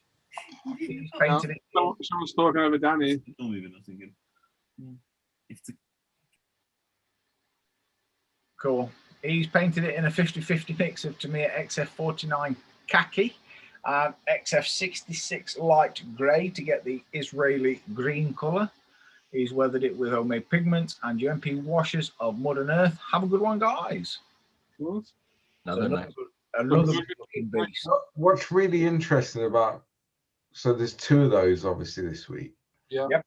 Is the different take that each modeler has had on the same kit.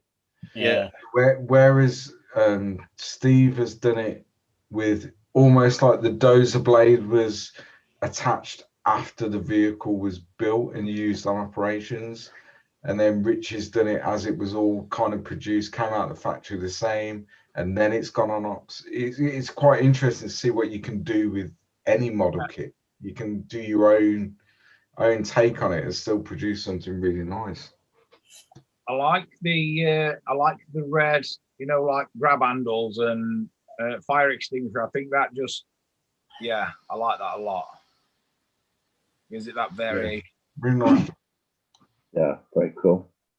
It's going to be a tough week again, boys. Fine. Oh, There's your winner. Mr. Paul Bertland here. Oh, Paul, who? There's some final pictures of the Fujimi 1/16th scale Porsche 959. It's been one of his favorite builds to date. It's a great kit and a fun kit to build, although the main flaw is of the kit is the glass. His primary and ultimate modeling products: black primer painted in Gravity Spain Meteor Grey, cleared in Gravity Spain 2K clear coat, and his wheels are painted in Tamiya LP72. Various LP metallic colours used for the engine, various LP colours for the interior, bodywork finished with micro mesh and the ultimate modelling polishing system, all sprayed through his ultimate Apex airbrush. A lovely car. It's a nice looking Ferrari, that. He's got It'd be great when you paint it, Paul. I know, I can't wait. That joke never gets old, does it, really? No, never. This is Ike Palachi next, and this is a Tamiya 24 scale Porsche 911 Turbo 88. I quite like the colour as well. With Vallejo black, painted in Porsche plating effect by Gravity Colours, clear coated with Gravity 2K, LP5 for all the black around the and the interior is LP5 and AK RC006. Thank you. I like that. Yeah. I've got that. Porsche I like, and that's it. Yeah, I've got that colour. It's a nice colour. Yeah, that colour's quite. I like the colour. That brings back memories. Beautiful car. A lot. Very good. Ooh, I like this one as well. Oh, wow. Mr. Justin Hart. And this is a 24 scale Lamborghini Miura SV. His body is mostly done. Just a quick mock-up with the wheels. He's used Steinel Res Black Primer, UMP Grey Primer, Zero Paints Lamborghini Verde Aqua, Gravity 2K Clear, Zero Paints Pale Gold, Alclad Polished Aluminium, wheel knockoffs. Have a great weekend, guys. Very nice. Colours, I like the colour a lot. Yep. What's that? Is that like a 1960s Lamborghini? Yeah. Probably early 70s. Early 70s. Yeah. I think they went from about 70 to 74 with Miura, I think. Various different guises. Oh, this is a really good one, but we've got to look at it in 2 posts because some certain person Follow rules. uh, I press the button, you can't go back and edit and add a picture. no, so what I'd have done then is did it all and then just redid it. But nevertheless, I shall model through it. Well, I figured you'd just skip past it anyway, but good idea. Wow, looks rubbish. The next one is our own Mr. Alan Parker, and this is his Revell 72nd TIE Fighter done for the sci-fi build, alleged sci-fi build. Something completely different for him. UMP primers, various LP greys and blacks, Tamiya panel line wash, and sprayed through his trusty UMP Apex airbrushes. And I'll just click on the picture. That's really nice, though. I like that. Nice on that. I will say, to say it's completely alien to what you normally do, you've done well with that. Yeah, you've added all in, mate. Yeah. The only thing I would recommend is take those horrible green things off. Yeah, take them off. Shooting I was lasers. gonna say the only thing I'd recommend is finish it, but Oh, that's a bird right there. Nice one, Ty. Brutal. Yeah, Brutal. take them green laser things off. They look foul. he knows I'm pulling his leg. Ah, dearie me. This is Mr. Gary Constable next. He says, evening, Dan and the crew. He's finished his second build of this great little Tamiya kit of the 24th scale Gullwing Mercedes. He's painted it with UMP grey primer. The bodywork is Tamiya LP39 Racing White.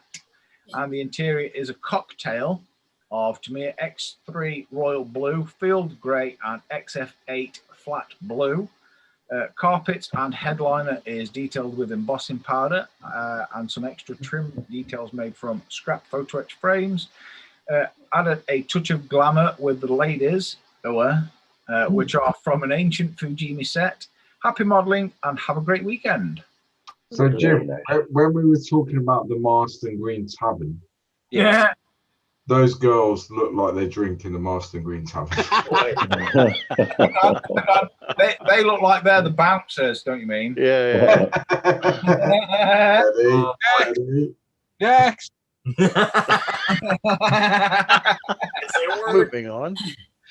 Oh dear. Oh, Luke, calm down, calm down. Oh. I'm building one currently. This is Mr. John Birch, and this is his game shop.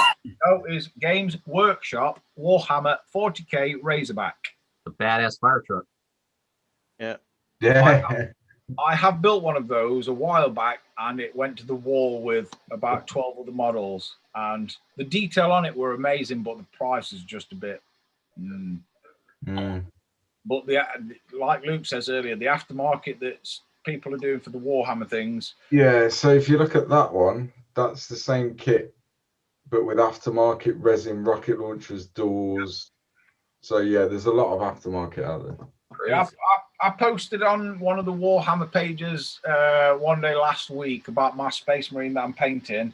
And obviously, it's all alien to me. And I said something about his jetpack thingy. Apparently, it's not a jetpack thingy. No, it isn't. I was informed which this fella's veins in his head must have been bursting or something, because he got proper bent out of shape over it. And yeah, I pressed his buttons for a bit. No. Yeah. So yeah, the Warhammer purists are down on the blacklist. Oh yes.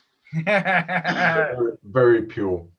Yeah. This is Mr. Dean Slater next. Then we'll move along swiftly. He says, evening all, this is his whip. It's a 24 scale BMAX Toyota Carina E 1994 BTCC car in Will Hoy's livery. He's painted it in UMP white primer with zero paints, brilliant white and clear lacquer, carbon decals on the door card and seat back with flocking to replicate the seat fabric, and his own scratch built window net out of ribbon. Having lots of fun with this one so far, even though he's a bit worried it looks a little too clean for a BTCC car so far. Have a good weekend. Looking good. Very cool. Nice. Looking good. All you've got to remember with looking like it would before it started the race. I was just about to say, when you see them on start, pardon me, I was just cup of tea come wrong.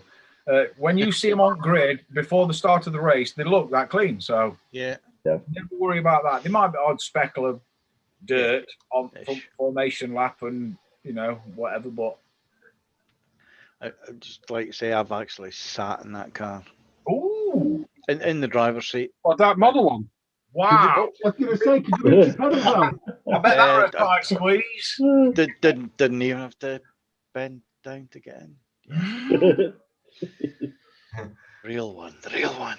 It's the only time a Halford child seat was ever played. Hey, that was a Recaro child seat. He was perfectly. A Recaro child seat, yeah, of course it was. Yeah. It's got click fast and everything. Oh dear. This is Gary Ride the Win next. He says, work stop this week on the Tamiya 112 Duke. Managed to get the base coat on, the fairings and carbon fiber on the clutch housing and hugger. However, he's been waiting nearly 4 weeks for Martini decals from Italy. Brake lines next and await the postie. That's nice. That's really nice. Yeah, he's doing some sterling work on that. That is a skill, I think. That heat staining around the exhaust. Definitely. Yeah, that's a skill. Definitely. Oh, Mr. Bapathwell is next. This thing's a model and a half.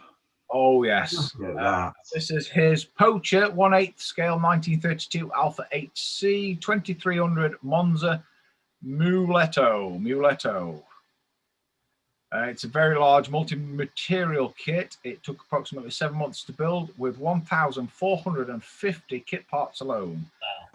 It was a challenging build, but the result was worth it.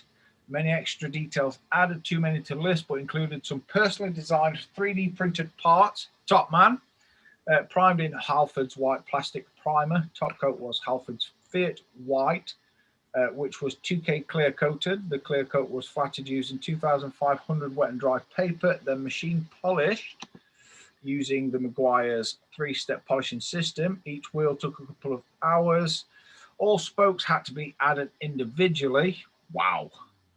The seat was upholstered in real leather, kindly supplied by a young Timothy Ivats. Ooh. Yep. The engine was detailed, including spark plugs, which he designed and 3D printed, which looked very good, I must say. He's just got to find somewhere to display it and hopes we like it. Nice. Yeah, we do, Bap. That looks awesome, mate. Yeah, we like that. Beautiful. Superb. I mean, them spokes alone. The place to display that really has got to be in a museum, innit? Yeah. Yes. Look at it. The thing is with that, it needs to be seen in all the round, if you know what I mean. You can't just put it on a wall and look at it from one side. It needs to be either spinning on something, on a turntable. Yeah, or something you can either spin around yourself like a Lazy Susan or walk around it. But yeah, that's awesome. Length would that thing be? Hey, what? Just put it on What a size would that be? Some people might not have a dedicated space for displaying stuff. Like they've got a Lazy Susan handy in their kitchen. I've got two. I've got two in mine. You're a posh bit. Susan needs to get out of my kitchen. Mrs. I was going to say, I've also got a Lazy Sarah, but don't tell her. You just have. Trust me. I can guarantee 100% she'll never watch this. Anyway, we digress again. This is Mr. Andrew Taylor, and this is a Zvezda new C130H Hercules in 70-second scale with a simple base. Nice. I like that a lot. That's nice. Yeah. Lovely. I do like that a lot. Very good, isn't it? That's got Mr. Manish's name all over it. Oh yeah. Oh, hang on. No, there's Royal Air Force. I'm waiting for the J. I'm going to say I'm talking about the nose art. It ain't got Al's name on that because it's got green on it. It only does grey. I could do it all grey. That's nice. That kit, looking at that, makes me want to build it. Yeah. So I've spent so much time on those over the years. It would be nice to have one built, but it wouldn't look like that if I built it. It is just as good. You should get yourself one. Yeah. Video build it. Yeah. Yeah. It'd be fun. Is that similar to the A400? No. No. Different. That's a classic C130, or even in its more meaner variant, the AC130. The A400 is the Grizzly, which is predominantly a transport heavy lift. No, you see, is it the Grizzly or is it the Atlas? Still a Grizzly. It looks like a Grizzly. Yeah, it started The off. C130 is designed to drop troops in really quick, and I've jumped out of many of them at 400 feet. Well, you want your bumps feeling then, son. That's My, it. my bum's knackered, mate. So I used to jump out of C-130s at 400 feet. But yeah, fantastic aircraft. Yeah, makes me want to build them. Yeah. Or pay someone to build it to look like that. Now you fell down the Warhammer hole. That's me out then. This is Mr. Gareth Reynolds next. And this is a 48 scale Revell A10 Thunderbolt. He says, hi, I've been away from the hobby for probably about 25 years. And he's starting to wonder if this was a good or bad choice of kit for his first one to jump back into after 25 years. He's got a funny feeling he's going to learn a lot about using model filler with this kit. Potentially, yes. Yeah, nice pinwheel. I mean, you can look at that two ways, can't you? It's his first kit in 25 years. Probably not the best kit to pick. However, what he's going to do is learn loads of techniques. Yeah, and refresh his memory on building a model kit, and then he moves on to the next one. Like Al said, it then becomes a paint mule. I was going to say what I'd probably It's recommend. not wasted time, is it? No. I'd say learn from this particular build, and then your next build find something to mirror, like a P51 or something that you can just pour glue at one end and a bit of paint and it pops out. You know what I mean? Some of that sort of quality compared to that piece of shit. But to build a bad kit can put you in good, it can put you in good stead for the future. We've all done it, haven't we? We've all been in model shop or wherever, and you've gone, oh, I like that, and you've got home and you think, oh my god, what kind of melted welly is this? Yeah. And then you've still attempted to build it. Boys, we go any further, I'm gonna have to go. All right, Sam. Okay, Sam. See you later, little bro. See you later, boys. Bye. This is Mr. Chris. Oh, what now? Thought we'd never get rid of him. This is Mr. Chris Stover. He's put the Rifle Tiger on hold. He needed a break from it, so he's working on this Tamiya 35th scale M40 self-propelled 155mm gun. He's painted it with Tamiya paints and just the tools and decals left to put on, then the weathering. Nice one. Nice. Big gun. I like this one as well. Oh my god. This is stunning. This is Mr. Stephen Winter. We met him at Telford. Oh, he did, yeah. Yeah, last year and he posted a dia was, good God. But yeah, this is Mr. Steve. Was that the guy that said, I don't think my work's good enough? Yeah, that's him, Luke. That's him. And then he posted that dia, and we all went, I'm going to give up modelling. I think. That was one. Yeah. Well, I have built this kit, and it is in my loft, and I'm not going to bring it out now. He's painted this one. I'm just saying. But yeah, he says, Merry Christmas, guys. He's finished his 48 scale Airfix Lynx in the Black Cats display team colours. He's built it for his dad, who made helicopter gearboxes for Westland for the last 40 years. I apologise. Yeah, I like that a lot. Yeah. The only thing that lets that kit down for me is he's got them covered up because he's got it in the folded back position. But them engine covers are shite. I did exactly the same. Remember, I think it was a couple of years ago, I built the AH7 Lynx. Yeah, I built that one as well. They're really good kits. I did exactly the same. I put fog covers over it because the inserts just don't fit.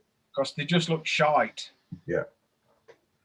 And you're never going to get PE to bend into that sort of configuration to make it look good. You're just going to make it look ridiculous. So, FOD covers are the way to go on that, I'm afraid. This is Mr. Malcolm Plum next. Okay. He says he's still working on the 1/20th scale model factory Hero Brabham BT46B fan car. All test fitting and temporary assembly work has now been completed. It's now ready to go into the acetone bath to unglue all the metal parts so it can be painted and put back together. Thanks for looking. Very nice. Looking good. That right there looks. Do you know what I like the most? I like from the seat to the front assembly of his axle, it looks just, yeah, that looks like a ton of work and a ton of swearing. Well, it would be in here anyway. Mr. Dan Edmonds is next. He says, hi, Dan. Hi, Dan. This week he gave his 24 scale to me at Alfa Romeo 155 V6 TV Spiel film. It's clear coat. Gravity Spain 2K went down a dream. Have a great show and hope you're all well. Nice. Good. Nice work, Dan. I'll tell you what, considering he's got a new baby, Yeah, he's still cracking on, isn't he? yeah, And producing some really good work. yeah. He needs to drink more wine. Mhm. This is Mr. Douglas Weir next.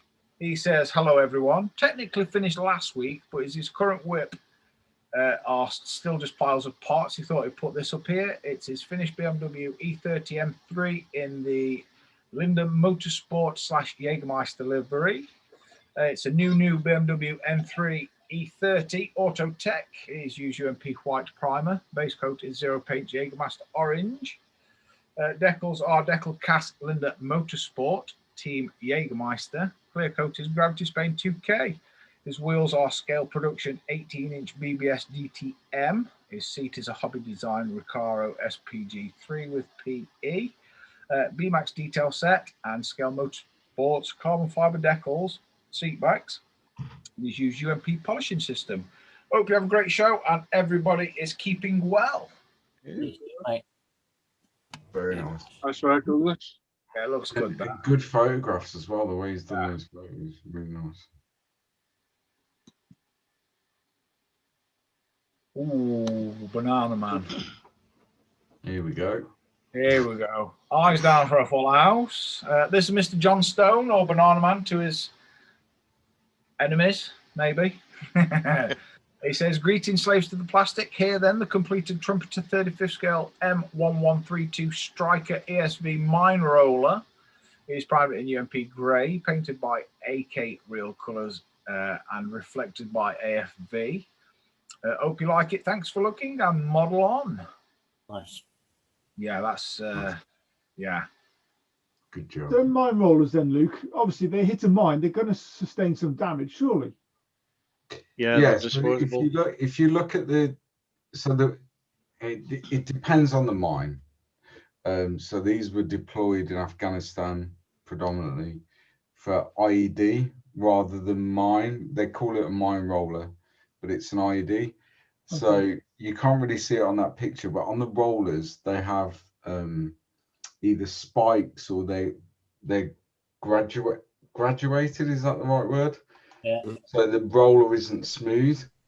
Because the way an IED generally works is that you put pressure on the plate that connects the circuit.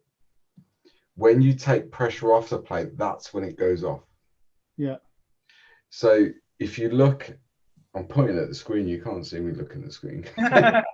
But if you look on that mine roller, as it's called at the front, where you've got those armor plates that are shaped, what that's designed to do is because of the shape of it, as the blast detonates, that plate is designed to then drive that detonation and that kinetic force back into the ground. Okay. And because IEDs are generally designed to either kill people or vehicles, because the way the mine roller is designed, it's quite sparse. There's a lot of gaps in it. So that kinetic energy as it passes through doesn't do the damage that it would to a solid state thing. Vehicle. Okay, I'm with you. And that's where the whole MRAP vehicle program came from, with the V-shaped hull. Okay. So as it detonates underneath the vehicle, because of the shape of the hull, it deflects that force around the vehicle into the air. And the mine rollers are designed in exactly the same way. So yeah, I mean, yeah, if you hit one big enough, it's absolutely going to damage the mine roller. But better that than the vehicle itself, crew. And that's what it's designed to do. The mine rollers are disposable. And the very final one of the evening is a baldy from Kent, Mr. Adam Challenger. See that sword there, Luke? That's the sword that I think I want on my Space Marine. Yeah, that's an Astartes chainsword, Dan. Nerd! And in the game, that gives you +2 attacks. Ooh. Even bigger nerd. Anyway, this is Mr. Adam Challenger, and he says he's tried his hand at a bit of brush painting the last couple of weeks. It's a Warhammer 40k Space Marine. It's an assault intercessor. He's painted it with Citadel paint and a nice hairy stick from Winsor & Newton. Big shout out to Luke for the advice. Have a great weekend, everyone. Nice. Bear in mind, that's essentially a 28mm figure. That's as big as that. Yeah. Wow. There was lots of comments in chat there. Timmy's put, yeah, I'm going to just go have fun with your boring ass channel. See ya. With your boring. Bye. Bye bye. No. Sorry, Tim. Never to be seen again. Someone with a YouTube name of Timmy Todd. Yeah. Needs to consider what they. Yeah. Anyway, but yeah, to paint yellow with a brush like that's a challenge. Yeah, to get that smooth transition and the shading and stuff, he's done really well. Then I like. Right, shut up, you two. You've got the time it takes Dan to recap all the builds to vote for your favourite build. So wait to see Al Jr. post in the chat. Start your voting now, and then pick one build that's your favourite build of the week. After Dan's got through the end, we'll count them up, and we'll figure out who's won the £10 UMP gift voucher. UK doing the start, Al? Yeah, I did a start in Tottenham. Can you just say, can you put the person's name and the subject if you can, please? Because there's a couple duplicates this week. Person's name and subject. Yeah. One vote each. So, when you ready, boys? Ready. Are you ready, Al? I'm ready. Fill your boots, son. Start your boots. This is Aurora 145 and is a Talieri 48 scale F7 F3 Tiger Cat. We have Tomcat 64 with a 35th scale Bronco Comet. We have Thomas building on a budget models with a Lotus Super 7 in 24 scale from Tamiya. We have Drums 01 with a 1910 Thomas Flyer model M640 from Bandai. Ooh. We have Brian M with a Meng 35th scale Smirch. We have Warden B with a ICM 24 scale 1911 Model T. We have F27 packs with a 72nd scale Planet Models Resin Grumman XF10F1. And Barry F1 fan with a Fujimi GSR BMW Z4 GT3. No tint, it's a Mercedes version. That one. We have Two Kids No Sleep with a Revell 32nd scale Spitfire Mark 1. Done. Face ache. We have Mr. Adrian Shingler with a Hasegawa 24 scale Toyota Celica GT.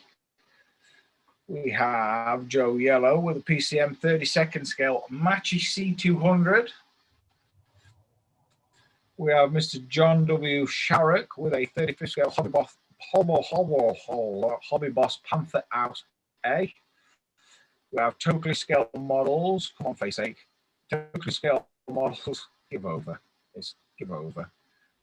Stop it. Totally Scale Models with a Meng 35th scale D9R Bulldozer. Mr. Charles Stellini with a 35th scale Tacom V2 rocket with trailer and Hannah Mag. Mr. Phil Berris with a DeLonghi HMS Victory. Mr. Robert Judson with a Revell 24 scale Audi R8. Mr. Onyx Taveras with a 25th scale Pontiac Trans Am car thing. Mr. Neil Wharton with a Revell 24 scale VW Beetle Cabriolet engine. Mr. Daniel Blair with a Revell 24 scale Shelby Series 1 Roadster. Mr. Richie Lamb with his Meng D9R Armored Dozer in 35th scale. Mr. Paul Bertland with a Fujimi 1/16 scale Porsche 959. Mr. Ite Palachi with a Tamiya 24 scale Porsche 911 Turbo 88.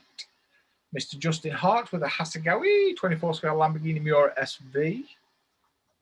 Mr. Alan Parker with his Revell 72nd scale TIE Fighter. Mr. Gary Constable with his 24 scale Gullwing Mercedes from Tamiya. Mr. John Birch with a Games Workshop Warhammer 40k Razorback. Mr. Dean Slater with a 24 scale B-Max Toyota Carina E. Gary Ride the Wind with a Tamiya 1/12 scale Duke. Mr. Bap Athwell with his Poacher 1/8 scale Alpha 8C. Andrew Taylor with his Vesda C130H Hercules in 72nd scale. Mr. Gareth Reynolds with a 48 scale Revell A10 Thunderbolt. Mr. Chris Stover with a Tamiya 35th scale M40. Mr. Stephen Winter with a 48 scale Airfix Lynx. Mr. Malcolm Plum with a 1/20th scale Model Factory Hero Brabham. Mr. Dan Edmonds with his 24 scale Tamiya Alfa Romeo. Mr. Douglas Weir with his BMW E30 M3. That's the new one, isn't it? Mr. John Stone with his Trumpeter 35th scale Striker. And the final one is Mr. Adam Challenger with his Warhammer 40k Space Marine. Nice one, Dan. You flew through them tonight. Yeah. Nice. Well done. I can hear my king-size bed just Just squeaking again. shouting my name. It's not squeaking, is it? It better, That's all it's saying, eh? I'm going to rush in there with a baseball bat or an handshake. Right. Either sounds a bit naughty. Start at the top then, Simon, please. Oh, you always do me first. Well, you're top. Well, that's good to get started after that one. Can I vote for 6? No. Yes. I can. No. No. Come back to me. I've got 2 that I just need to. Pain in the arse, eh? Hard choices. Yeah, exactly. Andrew Taylor C130 because I liked it. Good call. Good call. Dan? I'm going to go for Eeny, Meeny, Miny, Mo, Bat and his Alpha. Bat and his Alpha, okay. Jim? Baps Alpha. Baps Alpha, okay. Al? I'm going for Andrew Taylor's C130H. I'm afraid. Okay. Luke? Purely because, I mean, there's 8 builds there for me that are contenders, but purely because it's his first piece of armor and he's done a really good job. I'm going to go for Steve's D9R. Good call. D9R. That one and all. Steve's D9R. There's 2 of them, isn't there? It does get harder every week, though, doesn't it? It were. Is the totally scale models, is it? Yeah. Yeah, totally scale models. Yeah. Okay. Paul? Andrew's C130.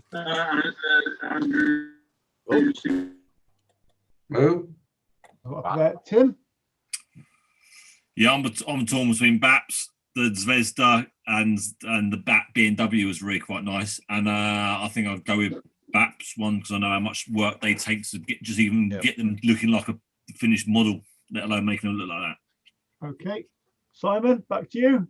I don't think it's going to make much difference, but I had Andrew. I had a 6 on my list: Andrew's Hercules and Baps Alpha. So I'm going to have to probably go with Baps Alpha. Okay. Sorry, Andrew, but they were 2 bloody brilliant builds. again, it's always a tough decision. Isn't it? I mean, I'm going to have to go with Bapsel for myself, to be honest. It's just stunning. Daryl, it's nothing to do with me. That 50p, Dan needs to put it in. Nothing wrong with my connection. Right then, so what we got there? Right then, I was a clear winner, clear second, and a clear third. Oh, so today's in third place is Andrew Taylor with his C130 Hercules. Oh. In second place is John Stone with his Striker. Oh, good. And in first place today is back with his Alpha 8C Monza. Awesome. Well done, Matt. Well done, well done. Good build, mate. Very good. Bap, if you email me on ismprizeclaim@gmail.com, I will sort you out that £10 voucher, mate. Well done. Congrats.